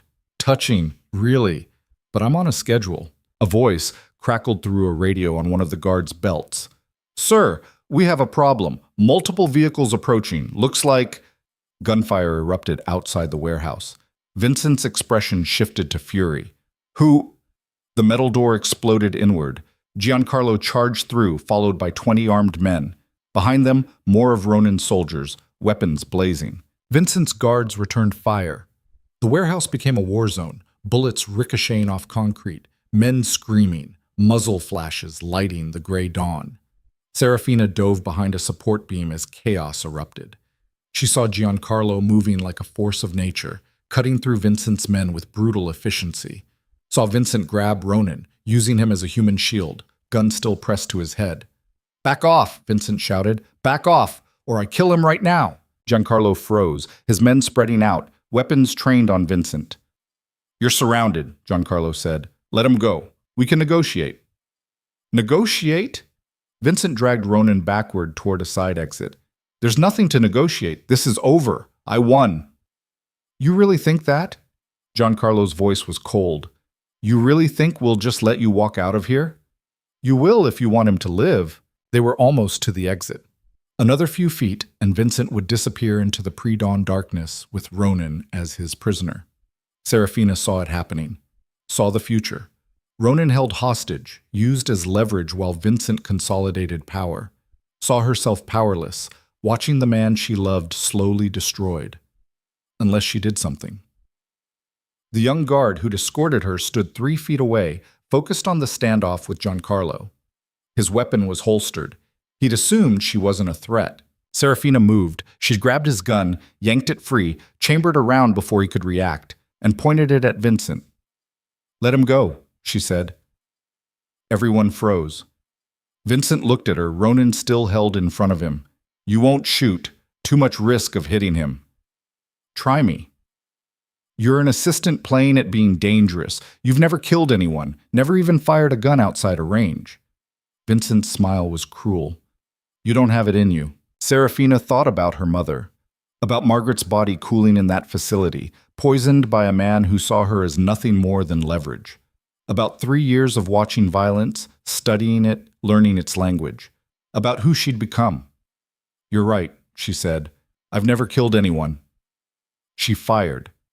The bullet caught Vincent in the shoulder, the one not holding Ronan. He screamed, gun hand spasming, weapon dropping. Ronan moved instantly. Even with his hands zip-tied, he drove his elbow back into Vincent's stomach, then his head into Vincent's face. Cartilage crunched. Vincent fell. Giancarlo and his men swarmed forward. It was over in seconds. Vincent on the ground, bleeding, surrounded by guns. His remaining guards surrendering or dying. The warehouse fell silent except for groans of the wounded and the ringing in Serafina's ears. She stood holding the gun, hands shaking now that the adrenaline was fading. Had she really just shot someone? Giancarlo cut Ronan's zip ties. Ronan stood, retrieved his weapon from where Vincent had dropped it, and walked slowly to where his former second-in-command lay bleeding. 15 years, Ronan said quietly. I trusted you. Vincent coughed, blood on his lips. Trust is for idiots. Maybe. But loyalty is survival. You forgot that. Ronan looked at Giancarlo. Take him to the old factory on the east side, the one with the industrial equipment. I'll deal with him later. Boss, do it! Giancarlo's men hauled Vincent to his feet, dragged him toward a vehicle. Ronan turned to Serafina. You okay? I shot someone. You saved my life. I shot someone, she repeated, still staring at the gun in her hands. Ronan gently took the weapon from her. I know, and I know what that costs, but we'll deal with it, together. Right now, we need to move. Vincent might have been lying about controlling the operations, but we need to verify, secure our assets. My mother is dead. The words hung in the air. Ronan's expression softened. I know. I'm sorry. Are you? Or are you already calculating next moves, damage control, how to spin this? Both. He touched her face. Sorry Margaret's gone. I'm sorry you're in pain. And I'm also planning our survival because that's what keeps us alive. Serafina wanted to scream at him, wanted to collapse, wanted to go back to that moment in the coffee shop 5 years ago and make different choices. But she'd shot Vincent, had crossed a line that couldn't be uncrossed. She was one of them now, fully, irrevocably. What happens to him? She asked. Vincent. Ronan's expression went cold. He killed your mother, betrayed me, tried to take everything. What do you think happens? I want to be there. Serafina, I want to watch. I want him to know that the college girl who smiled pretty was the one who destroyed him. Her voice was steel. I earned that right. Ronan studied her face. Then, slowly, he nodded. Okay, but you need to understand, what I'm going to do to him won't be quick, won't be clean. This is the ugly part of our world, the part I've kept you away from. I don't want protection anymore. I want truth. Then you'll have it. They left the warehouse as dawn fully broke, the city waking up around them.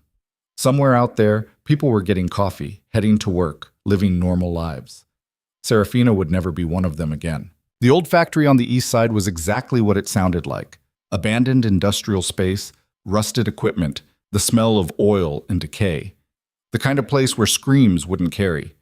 Vincent hung from chains in the center of the main floor, arms stretched overhead, toes barely touching concrete. Giancarlo had stripped him to the waist, revealing old scars from decades of violence.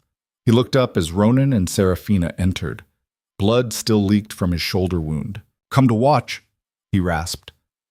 Come to make a point, Ronan said. He picked up a crowbar from a nearby workbench. What followed would haunt Serafina for the rest of her life.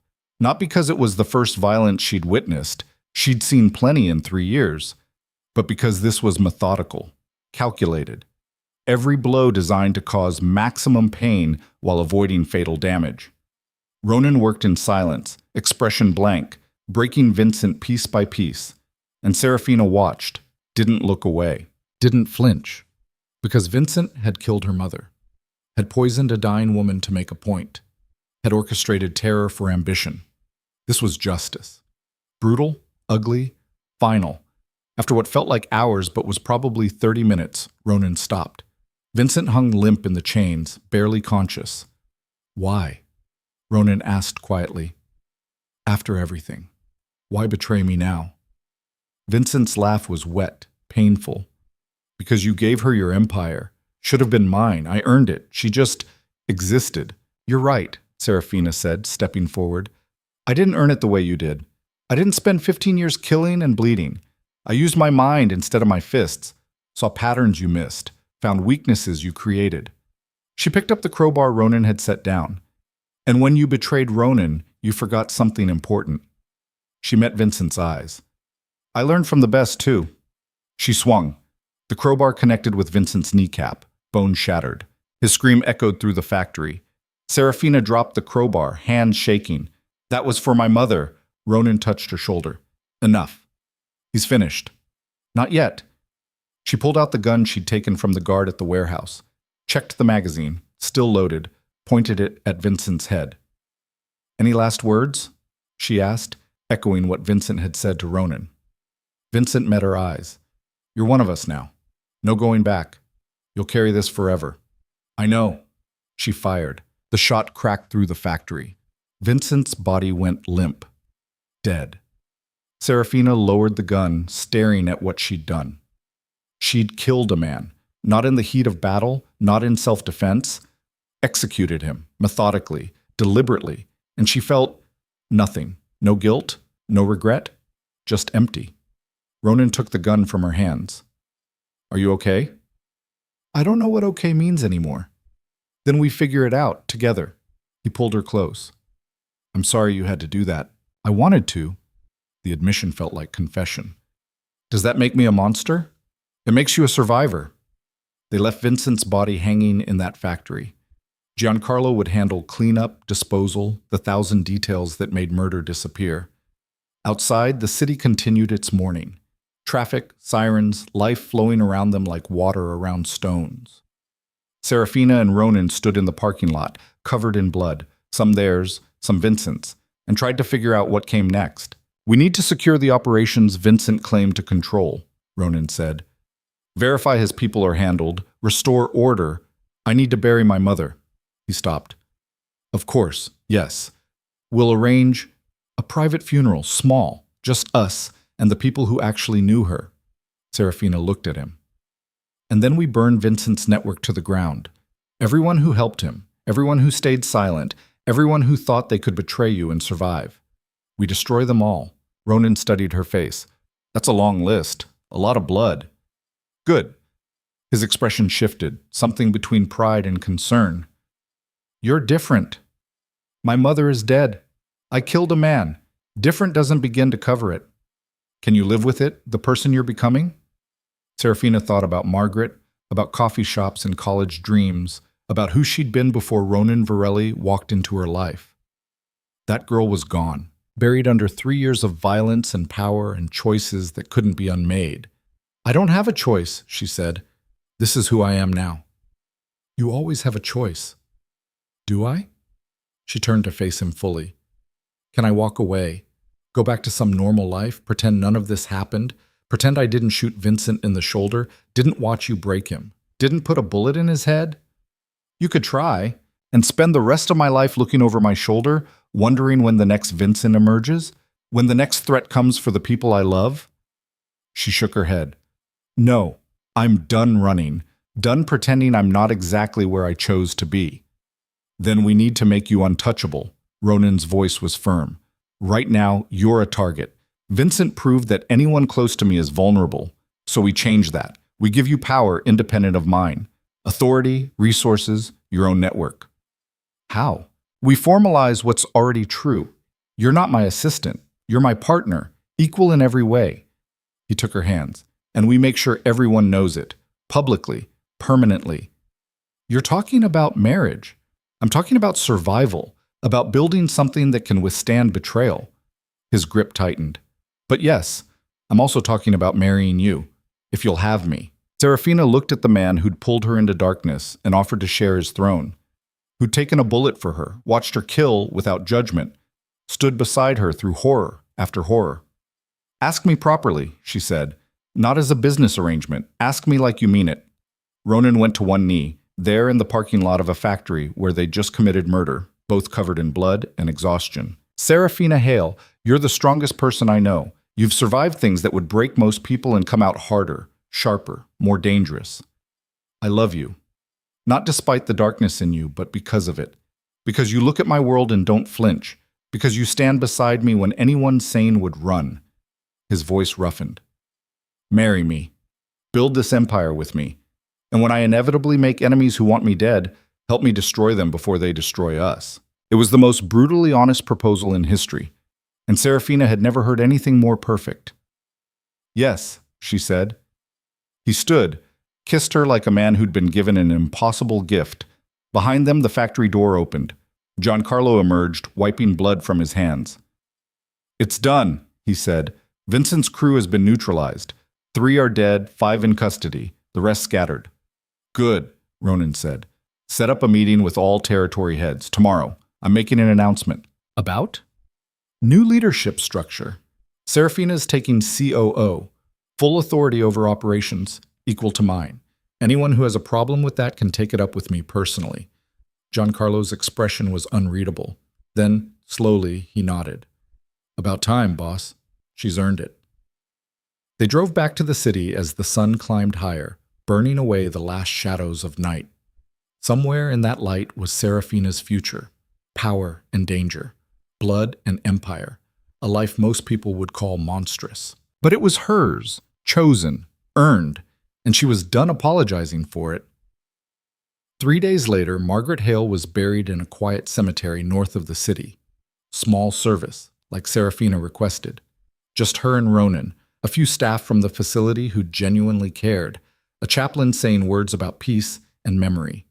Serafina stood beside the grave, watching earth cover the casket, and felt the last connection to her old life sever. Margaret was gone. The girl who'd poured coffee and dreamed of escape was gone. All that remained was Serafina Varelli, soon to be, once the marriage was formalized. A woman who'd killed without hesitation, who'd watched torture without flinching, who'd chosen power over innocence and blood over safety. Ronan's hand found hers as the chaplain finished. "You okay?" he asked quietly. "No, but I will be." "How long?" "However long it takes." She turned to face him. "And then we make sure Vincent's betrayal was the last. We rebuild this organization from the ground up. No more old guards with hidden resentments, no more loyalties based on fear. We create something new." "That's ambitious. So are we." They left the cemetery as clouds rolled in, threatening rain. By the time they reached the city, it was pouring, washing blood from streets, erasing evidence, making everything clean again. But Serafina knew better. Nothing was ever truly clean in their world. You just got better at hiding the stains. And she was done hiding. The drive north was a blur of highway lights and adrenaline. 3 cars this time. Ronan's convoy expanded to include 8 armed men, all handpicked, all loyal. Or at least supposedly loyal. After Riley's betrayal, trust felt like a luxury they couldn't afford. Serafina sat in the back seat beside Ronan, her phone clutched in white-knuckled hands. Updates came every 10 minutes from the security team at Riverside. Mother still safe, facility locked down, police sweeping the perimeter for the man who'd tried to enter. But safe wasn't permanent. Safe was a countdown clock ticking toward 0. "We should have moved her sooner," Serafina said, voice tight. "The moment they made the first threat, they would have followed," Ronan interrupted. "Better to move her now with preparation than panic and make mistakes." "You don't know that." "Yes, I do." His hand covered hers, warm and solid. "I've spent 20 years staying ahead of people who want me dead. The ones who survive aren't the ones who react fastest. They're the ones who react smartest." She wanted to believe him, wanted to trust that his experience with violence translated to protecting the only family she had left. But her mother was 73, fragile, trapped in a mind that barely recognized reality anymore. She couldn't run, couldn't fight, couldn't even understand why strangers with guns were suddenly surrounding her. "Where are we taking her?" Serafina asked. "Private medical facility 2 hours west. Specializes in memory care, high-security clientele. Politicians, corporate executives, people who need protection as much as treatment." Ronan's voice was measured, calm. "I've used them before. They're discreet, competent, and they owe me favors." "How much is this costing?" "Does it matter?" It didn't. She'd mortgage her soul if it kept her mother alive. The convoy pushed 90 on empty highway stretches, slowing only when traffic forced them. Dawn was fully broken now, the sky turning from purple to pale blue. Normal people were waking up, brewing coffee, checking their phones for weather and news. Serafina wondered what that felt like. Normal. Her phone buzzed. Not an update. A call. Unknown number. Her stomach dropped. She showed Ronan the screen. He nodded once, expression hardening. She answered, putting it on speaker. What do you want? The digitally altered voice was almost cheerful. Ms. Hale, out for a morning drive? Ice flooded her veins. They were being watched. Of course they were. You tried to enter the facility, she said, keeping her voice steady. My mother's security stopped you. You failed. That wasn't me. That was reconnaissance, testing your defenses. They're adequate, I'll admit, but not perfect. Ronan leaned closer to the phone. Marcus Venn? Or should I call you Mr. Smith? A pause, then a laugh, mechanical and cold through the voice filter. Ronan Varelli. I wondered when you'd figure it out. We know who you are, where you've been, who you've worked with. It's over. Is it? Because from where I'm sitting, you're running scared, moving the old woman, pulling resources from across the city, leaving your territory exposed. I'd call that winning. Serafina's pulse hammered. What do you want? Money? Territory? Tell us what you want and let's negotiate. I don't want anything from Varelli. This was never about him. The voice shifted, something ugly creeping into the digitized tone. This is about you, Serafina. About making you understand that you don't belong in his world. Why do you care? Because I loved you. The words hit like a physical blow. Silence filled the car. Ronan's expression went murderous. You don't know me, Serafina said slowly. We've never met, haven't we? A pause. Think back, Serafina. 5 years ago. You were finishing college, working part-time at that coffee shop near campus. I came in every morning, ordered the same thing, black coffee, no sugar. You always smiled when you poured it. Her mind raced backward, searching through memories of exhausted mornings slinging coffee to pay tuition. Hundreds of faces, thousands of orders, all blending together into a haze of caffeine and customer service smiles. I don't remember you, she said. I know. I was nobody then, just another customer. But I saw you, Serafina. Saw how you moved through that small-town life like you were meant for something bigger. I fell in love with the idea of you. That's not love, that's obsession. Is it? Is it so different from how Varelli looks at you? Like you're something he wants to possess, control, own? Ronan's jaw clenched, but he stayed silent. Here's the difference, Venn continued. Varelli's a monster who pretends his obsession is protection. I'm honest about what I want. I want you free, away from him, away from this world that's going to destroy you. By threatening my mother? By stabbing an old man and leaving him to bleed out? That's your version of love? Necessary measures. You wouldn't listen otherwise. You're addicted to the power Varelli gives you, the danger, the thrill. But it's killing the person you could have been. Serafina felt something crack inside her chest. Not fear, rage, pure incandescent rage. You don't know me, she said, voice shaking. You fell in love with the smile I gave you while pouring coffee. That's not me. That's a fantasy you built in your head. Then let me show you who you really are. Leave Varelli. Walk away. I'll make sure your mother's safe, that you're protected. We can start over, somewhere clean. And if I refuse? Then people keep dying, starting with Margaret Hale, room 218, Riverside Care Center. The call ended. Serafina stared at the phone, her hands trembling. 5 years. This man had been obsessed with her for 5 years, watching from the shadows, building a delusion. And now he had the resources and skills to make that delusion reality. We need to get to Riverside, she said. Now. Ronan was already calling the lead car. Faster! I don't care about speed limits. Get us there in 30 minutes. The convoy accelerated, engines roaring. Serafina watched the speedometer climb, 95, 100, 110. Trees and fields blurred past, the world reduced to velocity and desperation. Her phone buzzed again. Another update. Alert! Facility breach. Armed intruder. Security engaged. Lockdown initiated. No. The word came out strangled. No, no, no! Ronan grabbed the phone, read the message. His face went pale. Call them, he ordered. Get me someone on the ground. Serafina's fingers shook as she dialed the facility's emergency line. It rang once, twice, 3 times. A woman answered, voice tense. Riverside Care, this is Serafina Hale. My mother is Margaret Hale, room 218. What's happening? Ms. Hale, we're in lockdown. There's been an incident. What kind of incident? An armed man entered through the service entrance.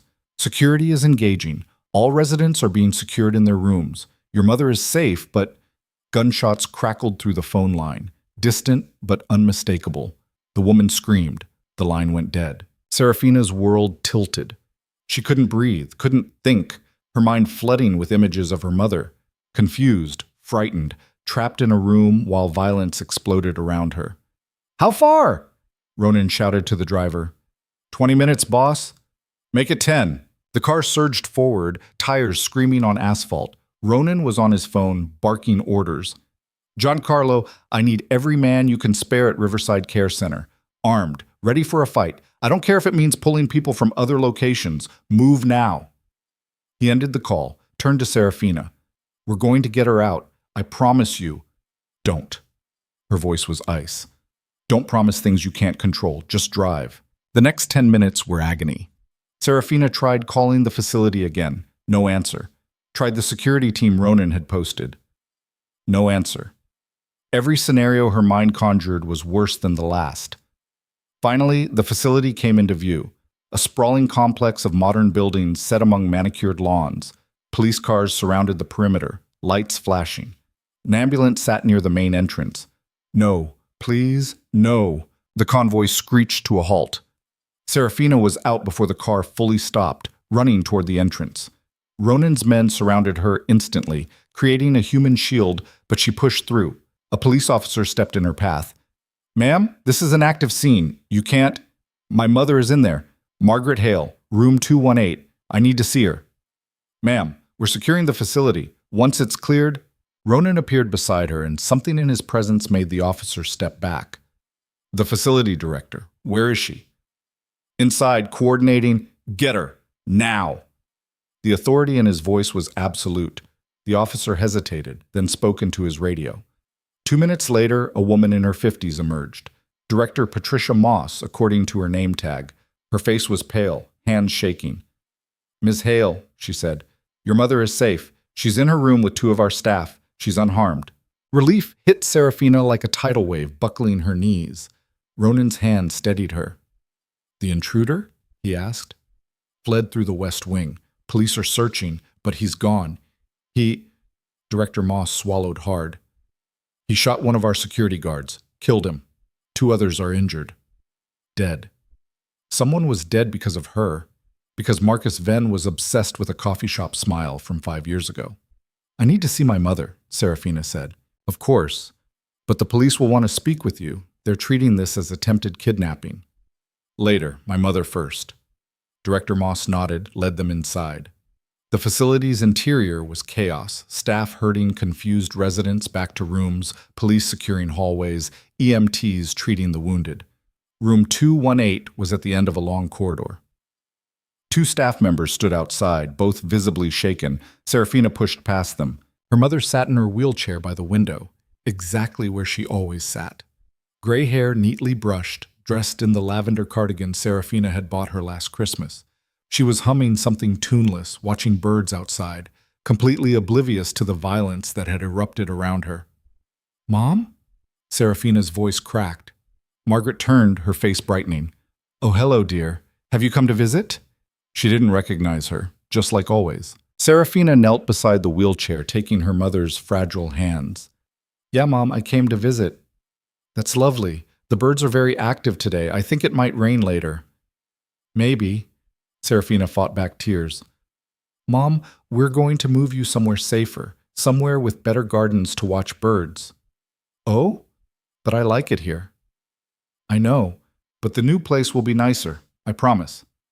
Margaret's expression turned uncertain, afraid. Will you come with me?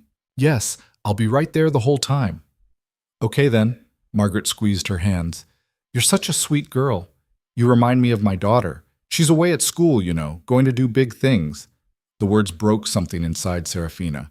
Her mother didn't know her, but still saw potential in a stranger's face. Ronan's hand touched her shoulder. We need to move, now, before Venn regroups. She nodded, stood. Mom, these people are going to help us. It's okay to trust them. The transfer took 40 minutes, coordinating with police, getting medical clearance, loading Margaret into a specialized van with 2 nurses and 4 of Ronan's most trusted soldiers. Director Moss provided all the necessary paperwork, medications, care instructions. Serafina rode in the van with her mother, holding her hand while Margaret dozed. The convoy reformed around them, heading west toward the private facility Ronan had arranged. Her phone buzzed. Darius Kane. She almost didn't answer. "What?" she said tersely. "I heard about Riverside. Your mother okay? How did you—" She stopped. Of course he knew. Information was currency in their world. "She's fine. We're moving her." "Good. Listen, I have an update on Ven. One of my contacts saw him leaving the city, heading south toward the industrial park." "Why tell me?" "Because I have something invested in this truce, and because that industrial park has 13 abandoned warehouses. He could be hiding in any of them." Serafina relayed the information to Ronan via text. His response was immediate. "Let him hide. We have Riley's meeting at noon. We take Ven then." She typed back, "What if he doesn't show?" "He will. He's obsessed with you. He'll want to watch. He'll want to." The private facility was impressive. A converted estate with security that rivaled military installations. High walls, cameras everywhere, armed guards who looked former special forces. Getting Margaret settled took another hour. The staff was efficient, kind, treating her mother with dignity even as they cataloged her medications and medical history. Serafina stood in the hallway outside her mother's new room, exhausted beyond words. Ronan appeared beside her with coffee, black, no sugar. "She's safe here," he said quietly. "No one's getting through that security." "You can't know that." "I can. I helped design it." She looked at him, saw the truth in his eyes. "This is where you planned to hide if everything fell apart." "Yes, and now it's protecting what matters most to you." He handed her the coffee. "Drink. You need to be sharp for what comes next." What came next? The meeting with Riley and Ven, the trap they were walking into. Serafina checked her watch, 9:47 a.m., 2 hours and 13 minutes until noon. "Tell me the plan," she said. They drove back to the city in grim silence. Serafina had insisted on coming, despite Ronan's protests. This was her fight now, personal in a way that transcended territory or power. Carmine's was a diner in the financial district, busy enough to blend in, public enough to feel safe. The kind of place where deals happened over coffee and eggs. Ronan's team had arrived hours earlier, securing positions. Vincent on the roof across the street with a sniper rifle. Giancarlo inside, pretending to read a newspaper. 4 more men scattered in vehicles nearby, ready to move. The plan was simple. Riley would meet Ven as scheduled. They'd talk, and when Ven was distracted, they'd take him. Clean, efficient, no civilian casualties. Serafina sat in a car half a block away, watching through tinted windows. Ronan was beside her, phone in hand, coordinating. 11:58 a.m. Riley entered the diner. He looked like hell, pale, sweating, hands shaking as he ordered coffee. Guilt and terror carved into every line of his face. Noon. A man entered. Dark hair, average build, wearing jeans and a leather jacket. He scanned the room once, then slid into the booth across from Riley. Marcus Ven. Serafina's breath caught. This was him. The man who'd stabbed Antonio, threatened her mother, killed a security guard, all because of a coffee shop obsession from 5 years ago. He looked so ordinary. That was the worst part. He could have been anyone, a banker, a teacher, someone's neighbor. "Vincent, you have the shot?" Ronan spoke into his phone. "Affirmative. Say the word." "Hold, let's see if he gives us anything first." Inside the diner, Ven and Riley were talking.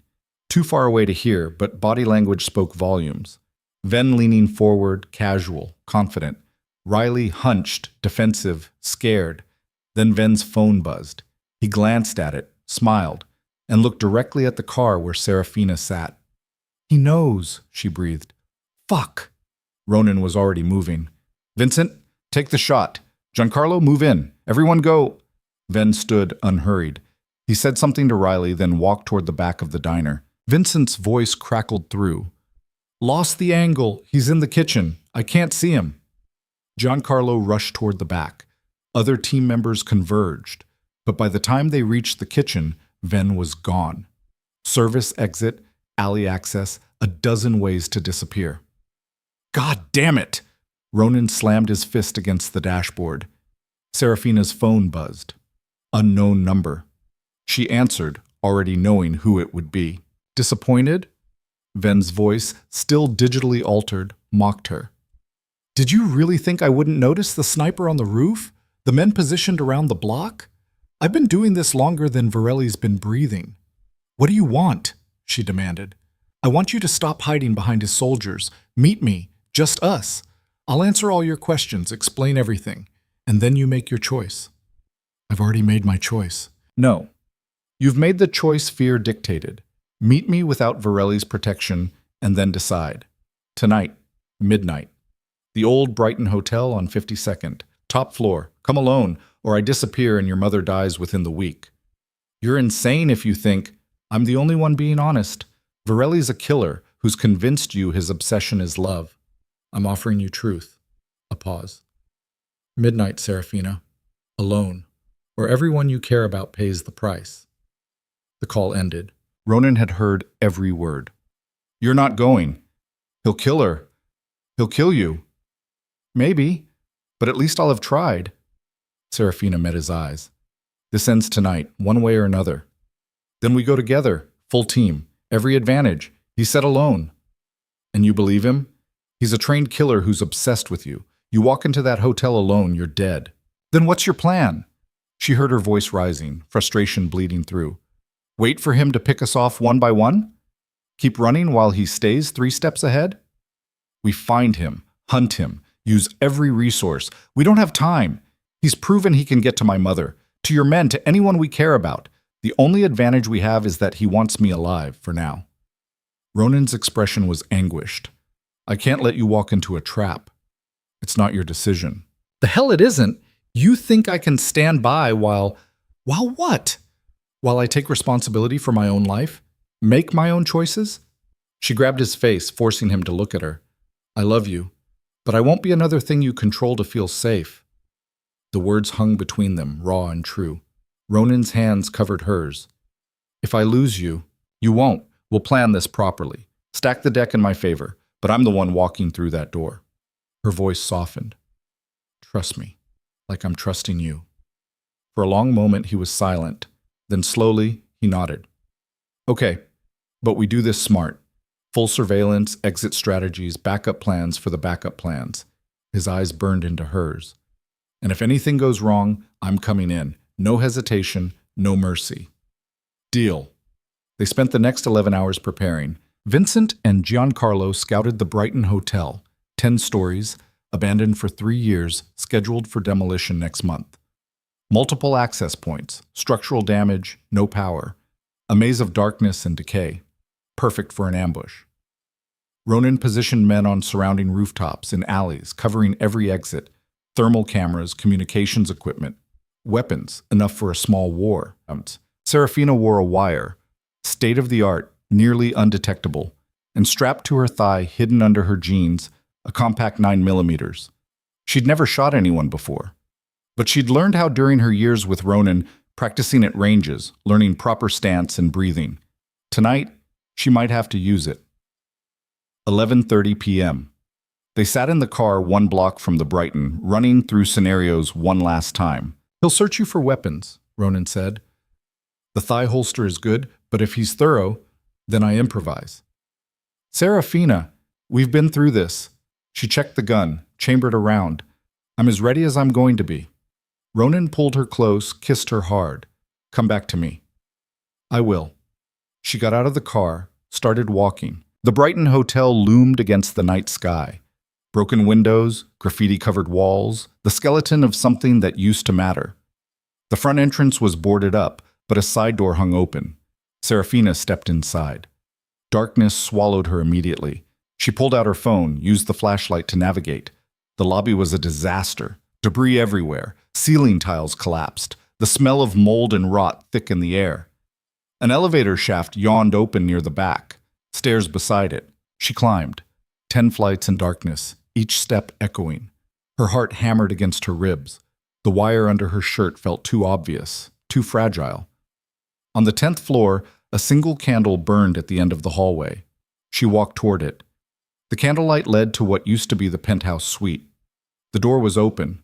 Inside, more candles. Dozens of them, arranged in a circle around the room's center. And in that circle stood Marcus Venn. No voice filter now. No digital alteration, just a man in his 30s, dark-haired and ordinary, with eyes that held something broken. Serafina. His voice was soft, almost gentle. Thank you for coming. She stayed near the doorway, hand close to the gun strapped to her thigh. You killed people, threatened my mother. This isn't love, Marcus. It's insanity. Is it? He tilted his head. Or is it the only honest thing in your life? Virelli kills for territory, power, control. I killed to free you. Which of us is the monster? Both of you. He laughed. Finally, the truth. Yes, we're both monsters, but I'm the one who's honest about it. He moved closer. I watched you for 2 years before you moved to New Athens. Watched you struggle, fight, refuse to settle for small-town mediocrity. You were magnificent. I was pouring coffee. You were dreaming of escape. I saw it in your eyes every morning, and when you finally left, I followed. Watched you take that job with Virelli. Watched you fall into his world. His expression darkened. Watched him corrupt everything beautiful about you. You don't know me. I know you better than he does. I know you're terrified of becoming your mother, lost, forgotten, dependent. I know you crave power because you grew up powerless. I know you love Virelli because he makes you feel untouchable, even as he's destroying you. Each word hit like a knife, because part of it was true, the part she didn't want to admit. So what's your plan? She asked. Kill everyone I care about until I agree to run away with you? Build a life on top of corpses? If necessary. The casual brutality took her breath away. You're insane. Probably, he smiled. But so are you. That's why we're perfect together. We both see the world clearly, without illusions. We both understand that morality is just a cage people build to feel safe. He was right. And that terrified her more than anything. Serafina's hand moved toward the gun. Venn moved faster. He had her wrist in a grip like steel, twisting until pain shot up her arm. The gun clattered to the floor. Did you really think I wouldn't check? He kicked the weapon away, spun her around, yanked the wire from under her shirt. Disappointing, Serafina. I expected better. He threw the wire out the broken window. Ronan's voice died in her ear. She was alone. Venn's hand wrapped around her throat, not choking, just holding, a reminder of how easily he could end her. Now, he said quietly, we can finally be honest. No Virelli, no weapons, no lies.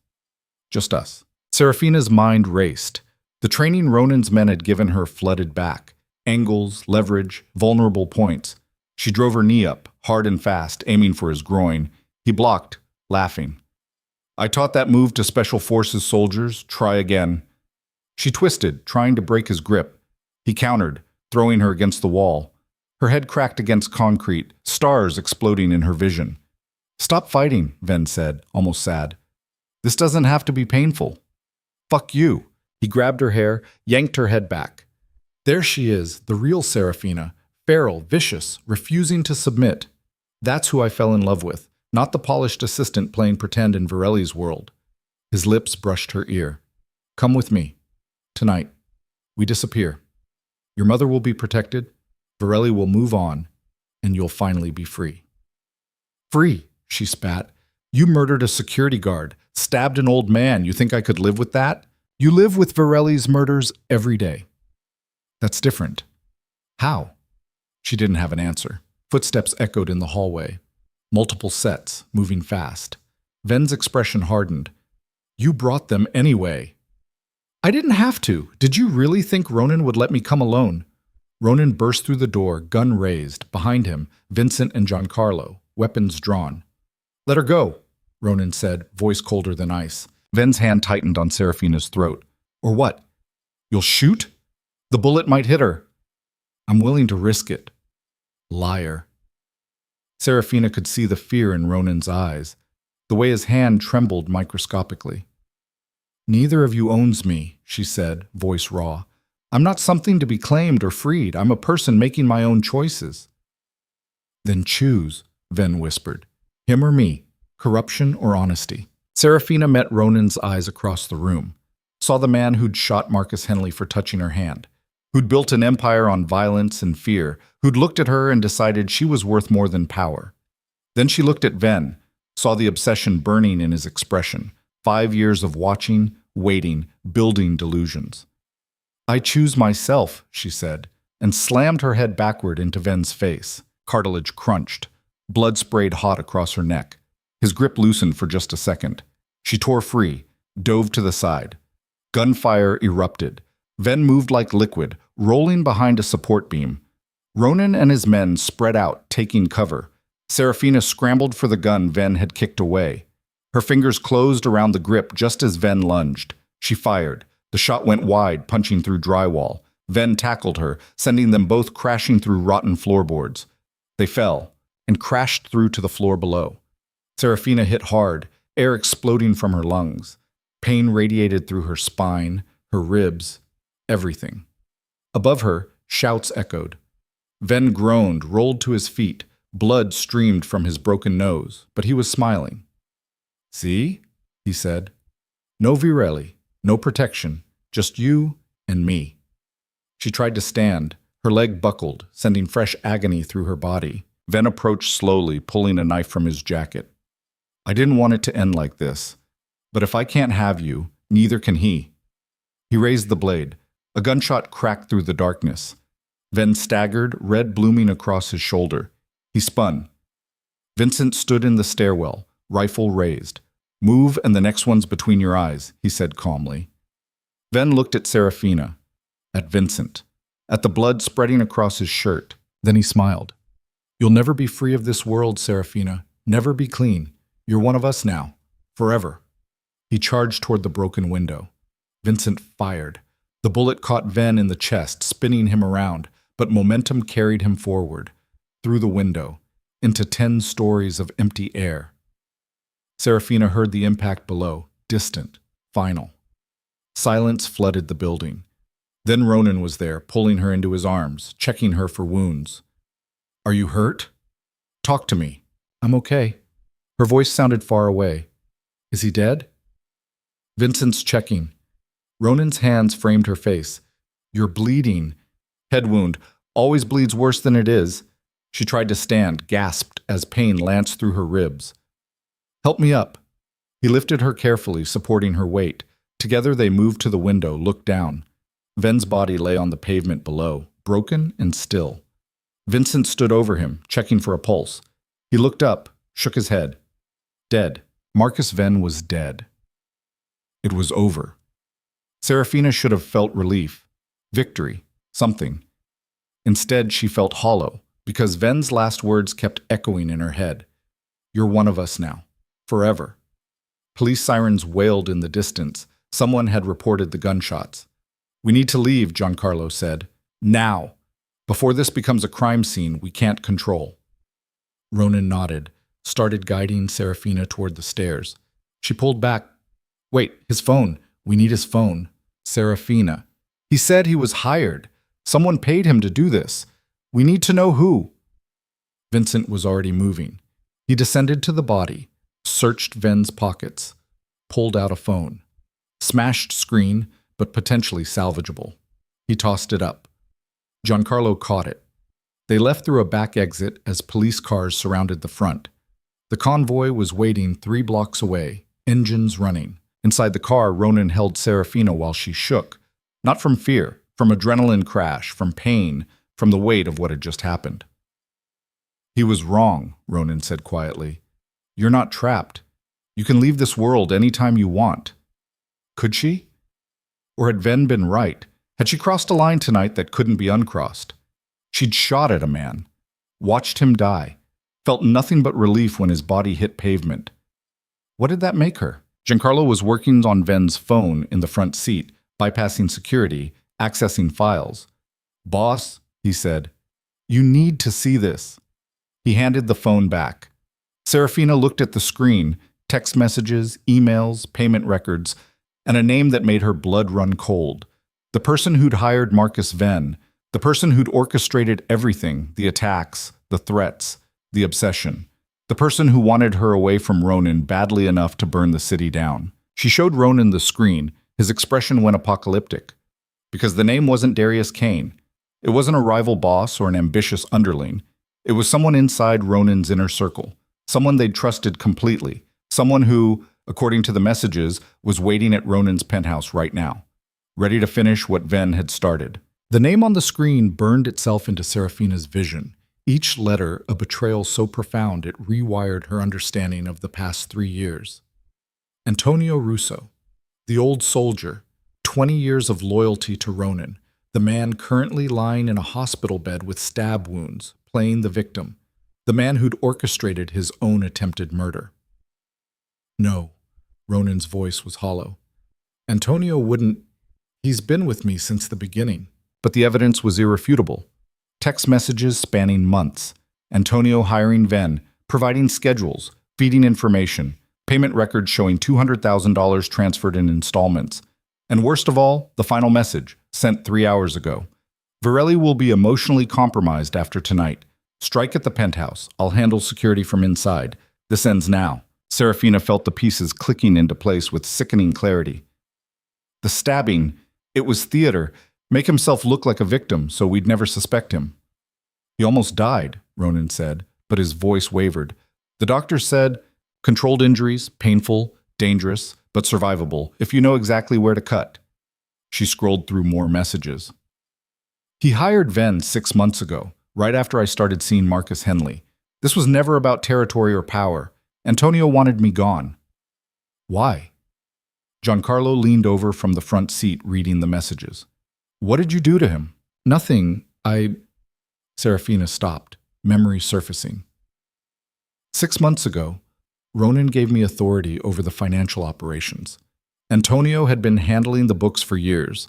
I found discrepancies, small ones, easily explained as accounting errors, but I flagged them anyway. Ronan's expression darkened with understanding. He was skimming, not much, maybe 20, 30,000 a year. Pocket change compared to what moves through the organization. But if I kept digging, I'd eventually find the pattern. She met Ronan's eyes.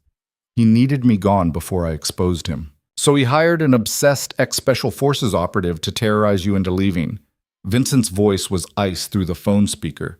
He'd been listening on the convoy's shared line. Smart. If Venn succeeded, you'd run. If he failed, Antonio could play the loyal soldier recovering from his wounds.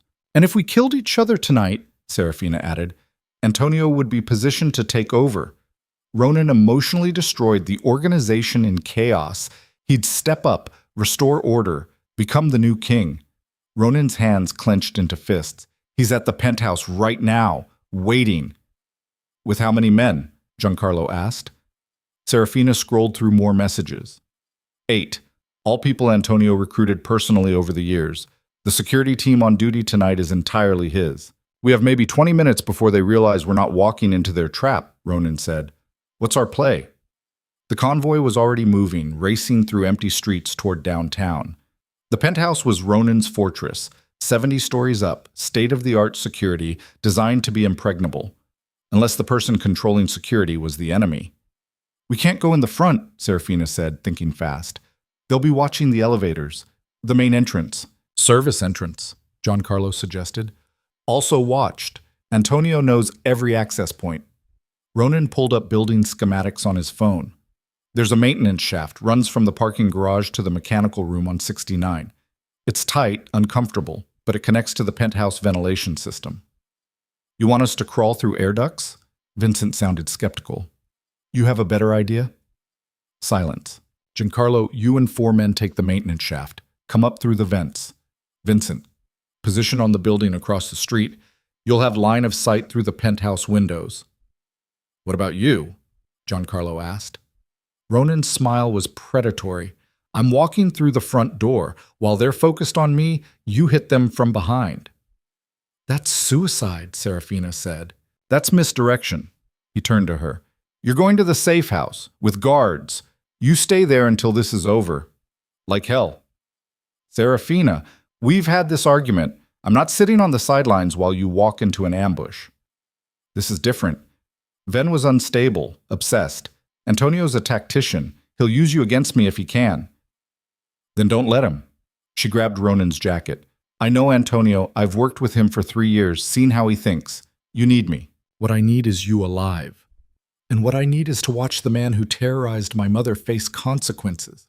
Her voice was steel. We do this together, equal partners. That was the deal. Ronan stared at her, jaw clenched, clearly fighting every instinct. Finally, he nodded. You stay behind me. Always. Any shooting starts, you take cover. Non-negotiable. Deal. The convoy split up.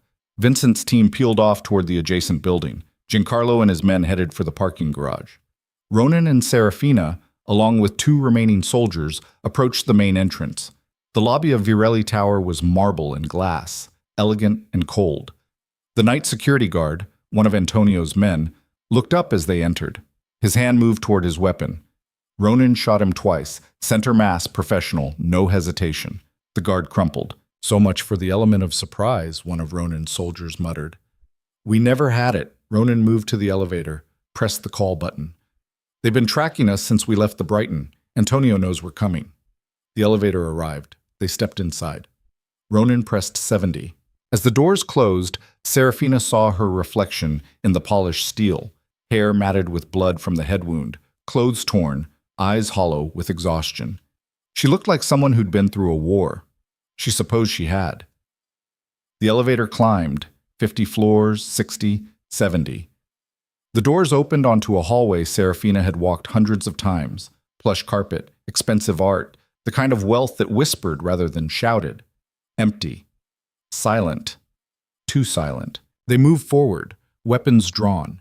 The 2 soldiers flanked Ronan and Serafina, covering angles. The penthouse door was open. Inside, the main room was dark, except for city lights streaming through floor-to-ceiling windows. Furniture had been moved, creating clear sight lines, strategic positions. A trap waiting to close. Ronan, Antonio's voice echoed from the shadows. I was beginning to think you wouldn't show. Lights blazed on, blinding.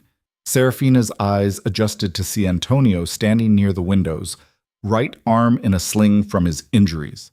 7 men surrounded him, weapons trained on the doorway. The 2 soldiers with Ronan and Serafina didn't hesitate. They opened fire. Antonio's men returned it. Chaos erupted. Ronan grabbed Serafina, yanked her behind a marble column as bullets chewed into walls. The 2 soldiers who'd accompanied them went down, one dead instantly, the other screaming, clutching his leg. Giancarlo, now would be good, Ronan said into his comm. 30 seconds out. 30 seconds. A lifetime in a firefight. Ronan leaned around the column, fired 3 shots. One of Antonio's men dropped, clutching his throat. 6 left. You should have stayed away, Antonio called out. Should have let her go. But you couldn't, could you? Your obsession made you weak. Funny, Ronan shouted back. I was going to say the same about your greed. Greed? Antonio laughed. This isn't about money. This is about you forgetting where you came from. You built this empire with blood and ruthlessness. Then you go soft over some girl. You're not fit to lead anymore. Another burst of gunfire. Serafina pressed herself against the column, heart hammering. She'd never been in a real gunfight before. The noise was deafening, the smell of cordite, thick and choking. The injured soldier near the door stopped screaming.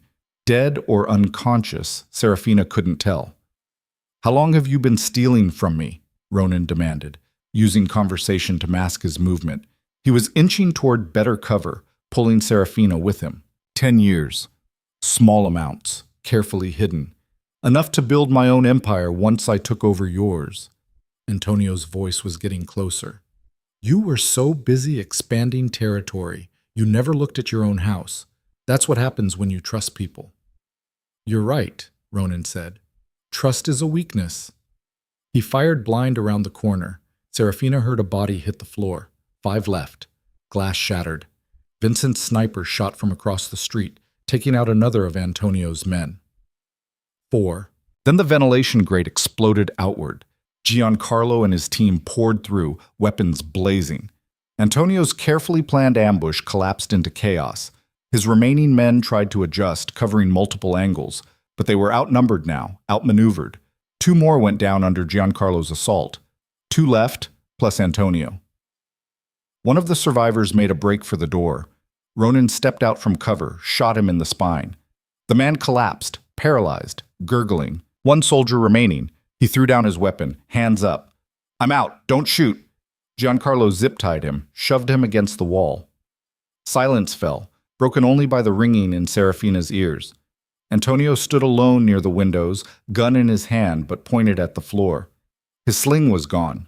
The arm had never been injured as badly as he'd claimed. Theatrical wounds, like Serafina had said. "It's over, Antonio," Ronan said, walking forward slowly.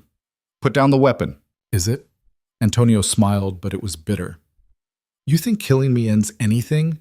There are 5 more like me in your organization, people who remember when you were strong, before you went soft. Then I'll find them too. Will you, or will you be too busy protecting your pretty assistant? Antonio's eyes cut to Serafina. She's already changed you, Ronan. Made you hesitate, second guess, feel things besides rage and ambition. That's poison for a man in your position. Maybe, Ronan said, or maybe it's the only thing that keeps me human. Human. Antonio spat the word. We're not human. We're predators. The moment you forget that, you're dead.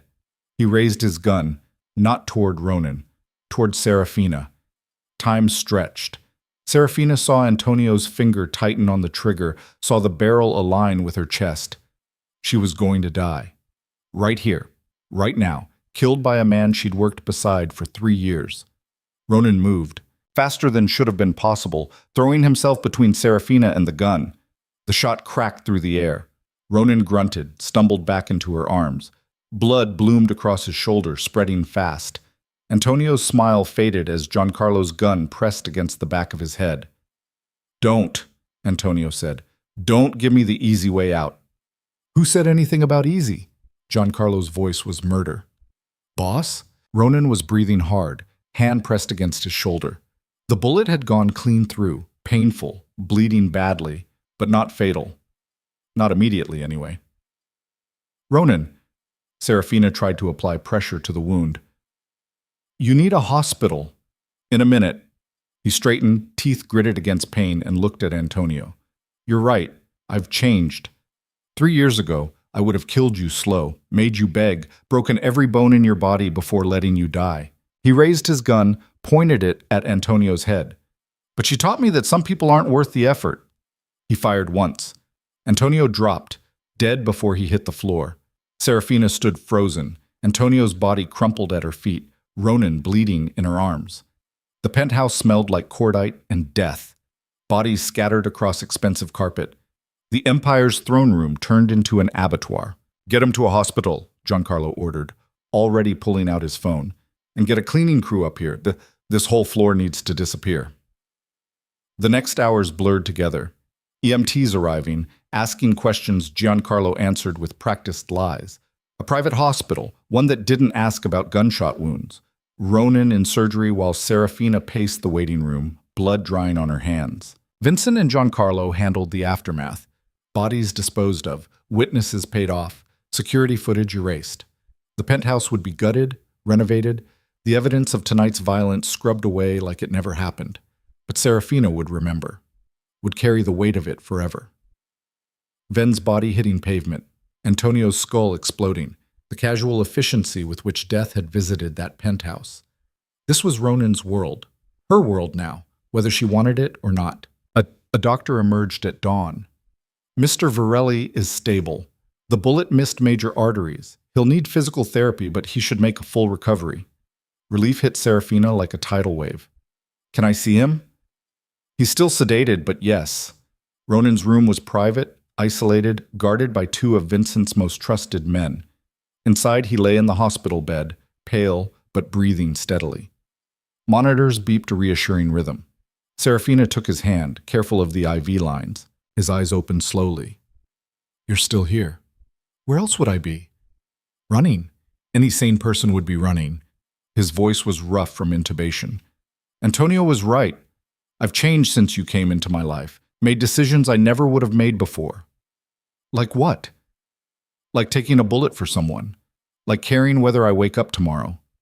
His fingers tightened around hers. Like building something that might outlast me. You're not going to die, Ronan. Eventually, a ghost of a smile. But not today. Thanks to you. I didn't do anything. You're the one who... You stood beside me. That's everything. He shifted, winced at the pain. There are things we need to discuss about what comes next. Rest first. We'll talk later. No, now, before the medication knocks me out again. His eyes were serious, focused despite the drugs. I want you to take over Antonio's role. Full authority over financial operations and internal security. Serafina's breath caught. That's a massive position. You've earned it. You found the discrepancies that started all this. You stood with me through Ven's attacks. You walked into that hotel knowing you might die. His thumb traced circles on her palm. You're not my assistant anymore, Serafina. You're my partner, equal in everything. I want that formalized. People will talk. Say I slept my way to power. Let them talk. The ones who matter will see the truth, and the ones who don't will learn to keep their mouths shut. He paused. Unless you don't want this, the position, the responsibility, the target it puts on your back, I'd understand if you wanted to walk away. Walk away. Back to normal life, coffee shops and accounting jobs, a world where bullets didn't solve disagreements. Serafina thought about her mother, safe in that high-security facility, about the power she'd tasted these past 3 years, about Ronan, broken and brilliant, offering her an empire, about who she'd become. I want it, she said quietly. All of it. The power, the danger, the consequences. I'm done pretending I'm someone I'm not. Ronan's smile was genuine this time. Good. Then we rebuild, stronger than before. No more old guard clinging to the past. We bring in new people, restructure, create something that can survive succession. You're planning for your death already? I'm planning for our future. Big difference. His eyes started to droop, medication pulling him under. Stay with me? As long as you want me. Forever then. He slept. Serafina sat beside his bed as morning light crept through the windows, turning the city from shadow to gold. Somewhere out there, people were waking up to ordinary lives. Traffic jams and coffee runs, problems that didn't involve body counts. She'd never be one of them again. And she was okay with that. 3 days later, Serafina stood in front of a floor-length mirror in Ronan's penthouse. Newly renovated, all traces of the gunfight erased. She wore a black suit, tailored perfectly, expensive enough to make a statement, power dressed as elegance. Behind her, Ronan adjusted his tie. The sling was gone, though his movements were still careful. You ready?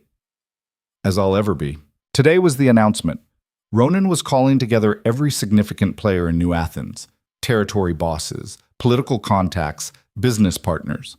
Officially, it was a summit to discuss Antonio's betrayal and the security measures being implemented. Unofficially, it was Serafina's coronation. They descended to the conference room on the 69th floor. 50 people packed the space, hard men with harder eyes, politicians wearing nervous smiles, businessmen who'd learned to profit from chaos. Darius Kane sat near the front, watching with undisguised curiosity. Ronan walked to the head of the table, Serafina beside him, not behind. Equal positioning. Everyone noticed. Antonio Russo is dead, Ronan began without preamble. Killed for betrayal, embezzlement, and conspiracy. He hired an outside operative to destabilize my organization and eliminate key personnel. Murmurs rippled through the room. The threat has been neutralized, but it exposed weaknesses in our structure. Weaknesses we're going to address. Ronan's gaze swept the room. Effective immediately, Serafina Hale is promoted to Chief Operating Officer. She'll oversee financial operations, internal security, and strategic planning. Her authority is equal to mine. Her word is law. The murmurs grew louder. Some faces showed approval, others skepticism. A few, thinly veiled hostility. Darius raised his hand. With respect, Mr. Varelli, this is unprecedented. Ms. Hale is talented, but she's been with the organization for only 3 years.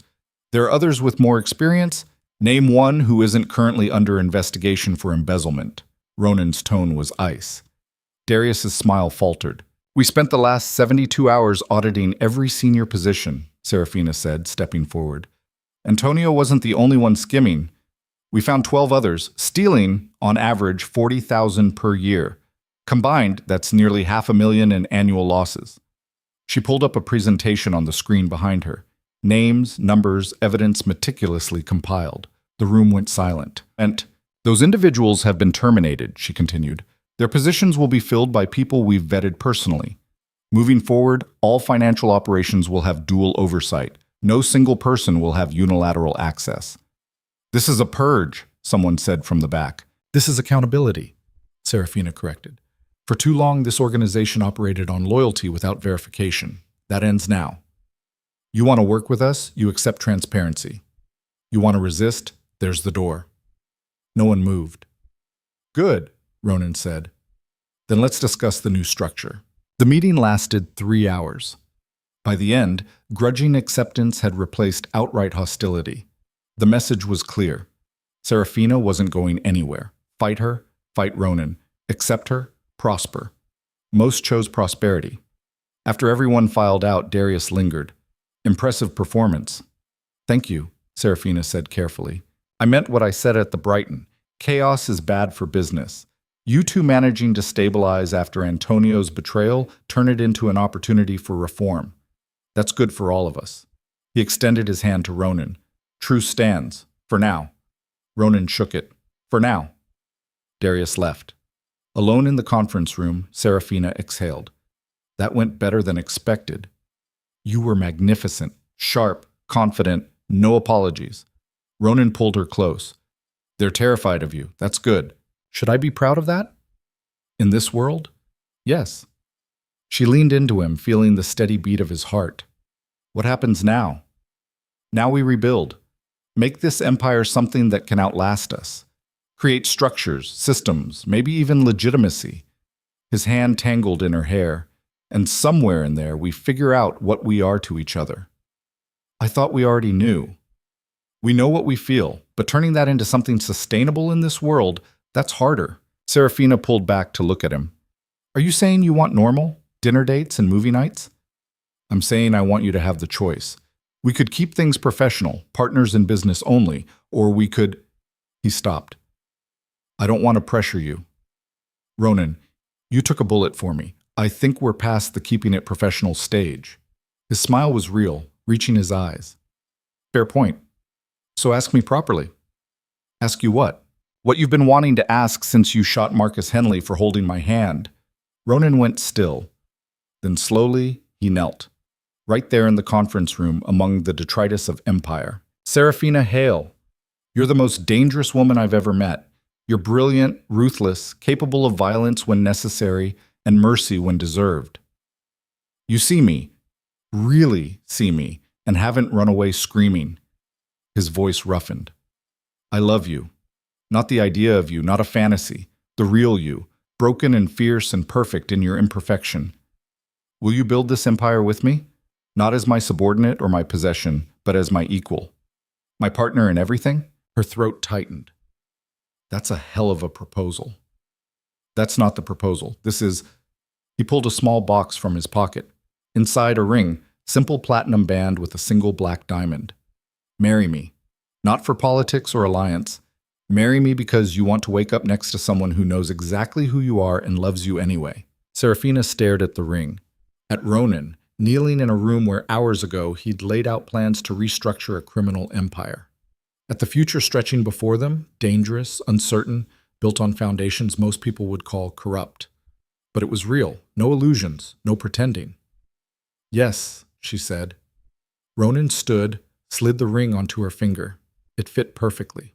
He kissed her like a man who'd been given something precious and rare. She kissed him back like a woman who'd finally stopped running from who she was. When they broke apart, the city sprawled beneath them through the floor-to-ceiling windows. 70 stories of glass and steel and power. Their kingdom, their prison, their home. 6 months later, Serafina stood in a private garden on the outskirts of the city. Small gathering, 20 people, carefully selected. No press, no spectacle. Just witnesses to something real. Her mother sat in the front row, lucid today, smiling at a daughter she actually recognized. The new medication regimen was working, giving Margaret brief windows of clarity. This was one of them. Vincent stood beside Ronan as best man. Giancarlo had cleaned up remarkably well, actually wearing a tie. Darius Kane sat in the back, a gesture of goodwill. The truce had held. Barely, but it held. The officiant, a judge Ronan owned, spoke words about love and commitment and partnership. Standard ceremony, nothing religious per Serafina's request. When it came time for vows, Ronan spoke first. I built an empire on fear and violence, convinced myself that power was enough, that feeling nothing made me strong. You proved me wrong. You're the bravest person I know, not because you don't feel fear, but because you act despite it. You make me want to be better, not good. I'll never be good, but better than I was. That's what I promise you. Every day I'll try to be worthy of standing beside you. Serafina's turn. I spent my whole life running from powerlessness, terrified of becoming invisible like my mother. You saw me when I was nobody, gave me authority, trusted me with responsibility, treated me as an equal even when I didn't see myself that way. You're a monster, Ronan, but you're my monster, and I promise to stand with you, build with you, and when the time comes, burn it all down with you if that's what survival requires. The judge looked mildly uncomfortable with that last part, but continued anyway. By the power vested in me, I pronounce you married. They kissed. Not theatrical, not performative, just two damaged people choosing each other despite everything. Applause from the small crowd. Serafina's mother stood, tears on her face. My daughter, she said clearly, I'm so proud of you. The words cracked something inside Serafina. She went to her mother, embraced her carefully. I love you, Mom. I love you too, sweetheart. Even when I don't remember your face, I remember your heart. They held each other while the moment lasted, both knowing these windows of clarity were temporary, precious. The reception was held at the same garden, string quartet, elegant food, champagne that cost more than most people's cars. Serafina worked the room, accepting congratulations, cementing alliances. This wasn't just a wedding, it was a political statement. Serafina Hale was now Serafina Varelli, partner, wife, power broker in her own right. Later, as the sun set and guests began departing, Ronan found her standing alone near the garden's edge. Regretting it already? He asked.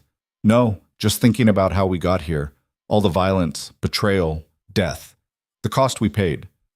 Heavy price for happiness. Is that what this is? Happiness? He considered. I don't know. I've never had it before. But if happiness is standing next to someone who knows your worst parts and chooses you anyway, then yes, I'm happy. Serafina leaned into him. Me too. They stood there as the city lights began to glow in the distance. Their empire waited, problems to solve, enemies to outmaneuver, an organization that demanded constant vigilance. But for tonight, they were just two people who'd found each other in the darkness and decided that was enough. 1 year later, Serafina sat in her office on the 69th floor, Antonio's old space completely renovated. 3 monitors displayed real-time data on every operation under Varelli control. Clean, efficient, transparent. They'd restructured everything, brought in professional accountants, implemented oversight systems, even started legitimizing some operations. The criminal empire was slowly transforming into something that resembled a corporation. Barely legal, but legal nonetheless. A knock on the door. Ronan entered, carrying 2 cups of coffee. Thought you could use this, he said. She accepted gratefully. Thanks. The quarterly reports are brutal. Welcome to legitimate business. Turns out paying taxes is expensive. She laughed. Who knew? He sat across from her, studying her face. You look tired. Because I am. We've been working 18-hour days for 6 months. So take a break. We have people for that now, says the man who was in the office at 5 this morning. Touché. He sipped his coffee. I have news.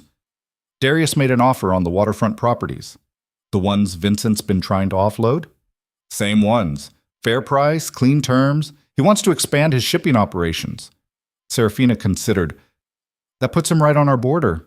Could be a problem. Or an opportunity.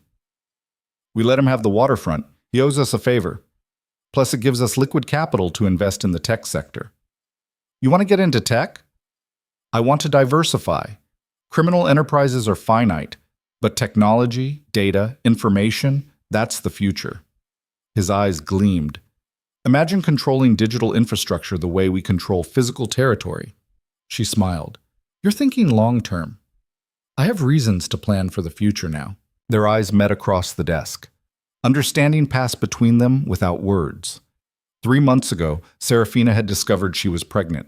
They decided to keep it quiet until after the first trimester, sharing the news with no one except her mother. Margaret had been lucid that day too, had held Serafina's hands and said, "You'll be a better mother than I was." "You were a great mother," Serafina had protested. "I tried, but I was scared, overwhelmed, alone. You have support, resources, and you're stronger than I ever was." Now, sitting in her office with Ronan, Serafina touched her stomach, still flat, no visible sign of the life growing inside. But she felt it. The weight of future, of legacy, of building something that might outlast them both. "We should tell Vincent and Giancarlo soon," she said. "They'll need to increase security protocols." Agreed, after the board meeting next week, once the legitimacy restructuring is finalized. The board meeting. Another step toward normalcy, or as close as they'd ever get. Actual corporate governance, shareholders, fiduciary responsibility. Serafina had fought for it, argued that if they wanted the empire to survive succession, it needed to operate like a business, not a dictatorship. Ronan had resisted at first, then agreed when she'd pointed out that corporations could be just as ruthless as cartels, they just had better lawyers. "You ever think about what we're becoming?" she asked. "Constantly. And I think we're building something new. Not purely criminal, not fully legitimate. Something in between. Dangerous enough to survive this world, structured enough to endure." He reached across the desk, took her hand. "Our child will inherit an empire, but also a choice. They can walk away, build something different. We'll give them options we never had. What if they want this life? Want to follow in our footsteps? Then we train them, teach them to be smarter, harder, more ruthless than we were, but also more ethical, more humane." His thumb traced her wedding ring. "We break the cycle. No more Antonios, no more betrayals born from greed and desperation. We create loyalty through respect, not fear." "That's ambitious." "So are we." Outside the window, New Athens gleamed in afternoon sunlight. The city that had nearly destroyed them now sprawled beneath their command. Not all of it. Darius controlled the east, other players held smaller territories. But enough. More than enough. Serafina's phone buzzed. A message from the private facility where her mother lived. "Mrs. Hale had a good day. Very lucid. Asking for you." She showed Ronan the message. "Go," he said. "I'll handle the evening calls." "You sure?" "Family first. Always." She kissed him, tasting coffee and promise, then grabbed her coat. The drive to the facility took 90 minutes. Serafina used the time to decompress, letting the city fall away behind her. Out here, the world looked different, cleaner, quieter. Her mother was in the garden when Serafina arrived, watching birds with the same expression of wonder she'd had all those years ago. "Hi, Mom." Margaret turned, face lighting up. "Serafina, you came." "Of course I came. How are you feeling?" "Good. Clear-headed today? The doctors say the new medication is working better." She patted the bench beside her. "Sit. Tell me about your life." Serafina sat, trying to figure out where to start. How do you explain marrying a mob boss to your mother? How do you describe building an empire on violence while trying to transform it into something sustainable? "I got married," she began, "to the man I work for, Ronan Virelli." Margaret smiled. "I remember. The wedding was beautiful. I was there." "You were. And you were wonderful." "Is he good to you?" Serafina thought about everything, the bullets and betrayals, the death and danger, but also the partnership, the respect, the way Ronan looked at her like she was something precious and powerful all at once. "He sees me," she said finally, "really sees me, the good parts and the broken parts, and he loves all of it. Then he's worthy of you." Margaret squeezed her hand. "You're pregnant, aren't you?" Serafina's breath caught. "How did you—" "A mother knows. Even when my mind is foggy, some things are clear. Her eyes were bright, present. You'll be magnificent, strong enough to protect them, wise enough to let them choose their own path. I'm terrified. That's how you know you'll be good at it. The bad parents are the ones who aren't scared. They sat in comfortable silence, watching birds flit between branches. Normal moment in an abnormal life. Mom, Serafina said carefully, I need to tell you something about my work, about Ronan's business. I know what he is, sweetheart. I'm not as naive as you think. You know he's A criminal. Yes, I figured it out when the security around this place went from normal to presidential. When men with guns started following you everywhere. Margaret's smile was sad. You think I'm too far gone to notice, but I see more than you realize. And you're okay with it? I'm not okay with the violence, the deaths, the danger you're in every day. She turned to face Serafina. But I'm okay with you choosing your own path. You were always meant for something bigger than small-town life. I just wish that something wasn't quite so dangerous. We're making it safer, legitimate, building structures that can survive without constant violence. That's good. But be careful, Serafina. Power corrupts, and absolute power corrupts absolutely. I know. Do you? Because from where I'm sitting, you're accumulating a lot of power very quickly. That's intoxicating, addictive. You need to remember who you are beneath it all. Serafina looked at her mother, fragile, fading, but still sharp enough to see the truth. Who am I, Mom? You're my daughter, brilliant, fierce, capable of great kindness and terrible ruthlessness. You're someone who fights for what matters and burns down what doesn't. You're perfectly imperfect, and as long as you remember that, the power won't consume you. Tears pricked Serafina's eyes. I love you. I love you too. Even when I can't remember your name, I remember loving you. That never fades. They sat together until the sun set, mother and daughter, connected by something deeper than memory or circumstance. When Serafina finally left, she felt lighter, grounded, ready for whatever came next. The drive back to the city took her through neighborhoods she'd known in her previous life, the coffee shop where she'd worked, the apartment she'd lived in before Ronan. On impulse, she stopped at the coffee shop. It looked different now, new owners, renovated interior, but the smell was the same, coffee and possibility. The barista looked up. What can I get you? Black coffee, no sugar. The same order Marcus Venn had given her 5 years ago. The order that had started his obsession. But Venn was dead, his delusions buried with him. Serafina took the coffee, sipped it, let the bitterness ground her. This was who she'd been. Exhausted college student dreaming of escape. Now she was someone different. Someone who commanded empires and wore violence like armor. But beneath it all, she was still that girl who'd wanted more. And she'd gotten it. At a price most people wouldn't pay. But she'd paid it willingly. Her phone buzzed. Ronan, come home. I miss you.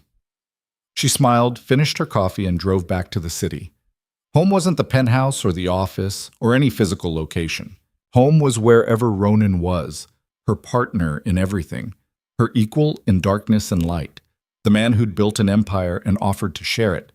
Not because she was his possession, but because she was his match. Years later, Serafina would stand in that same penthouse, now renovated again, modernized, made child-safe, and watch her daughter play with blocks on the floor. Olivia Margaret Virelli, 4 years old, with her mother's dark hair and her father's calculating eyes. Brilliant, fierce, already showing signs of the ruthlessness that ran in both bloodlines. Ronan would enter, carrying their son, 2-year-old Antonio Russo Virelli, named after the man who'd betrayed them. A reminder that even enemies deserve to be remembered. How was your day? Ronan would ask, kissing her. Productive. The merger with Kane Industries went through. We now control 60% of the city's shipping infrastructure. Legitimately? Mostly. They'd laugh because some things never fully changed. The empire they'd built straddled the line between legal and criminal, maintaining just enough of both to survive in a world that demanded flexibility. Their children would inherit that empire, would make their own choices about what to keep and what to burn down. But that was future, distant and uncertain. For now, they had this moment, this life. This dangerous, imperfect, beautiful thing they'd built together. Serafina Varelli stood at the window of her empire, holding her husband's hand, watching their children play. And for the first time since that coffee shop in a small town 5 years ago, she felt something she'd never expected. Peace. Not innocence, that was long gone. Not safety, danger would always lurk at the edges. But peace with who she'd become. A woman who'd chosen power over safety, darkness over light, love over loneliness. And she'd make that choice again, every single time. Because some people were meant for ordinary lives, and some were meant to rule empires. Serafina had finally figured out which one she was, and she was done apologizing for it. The end.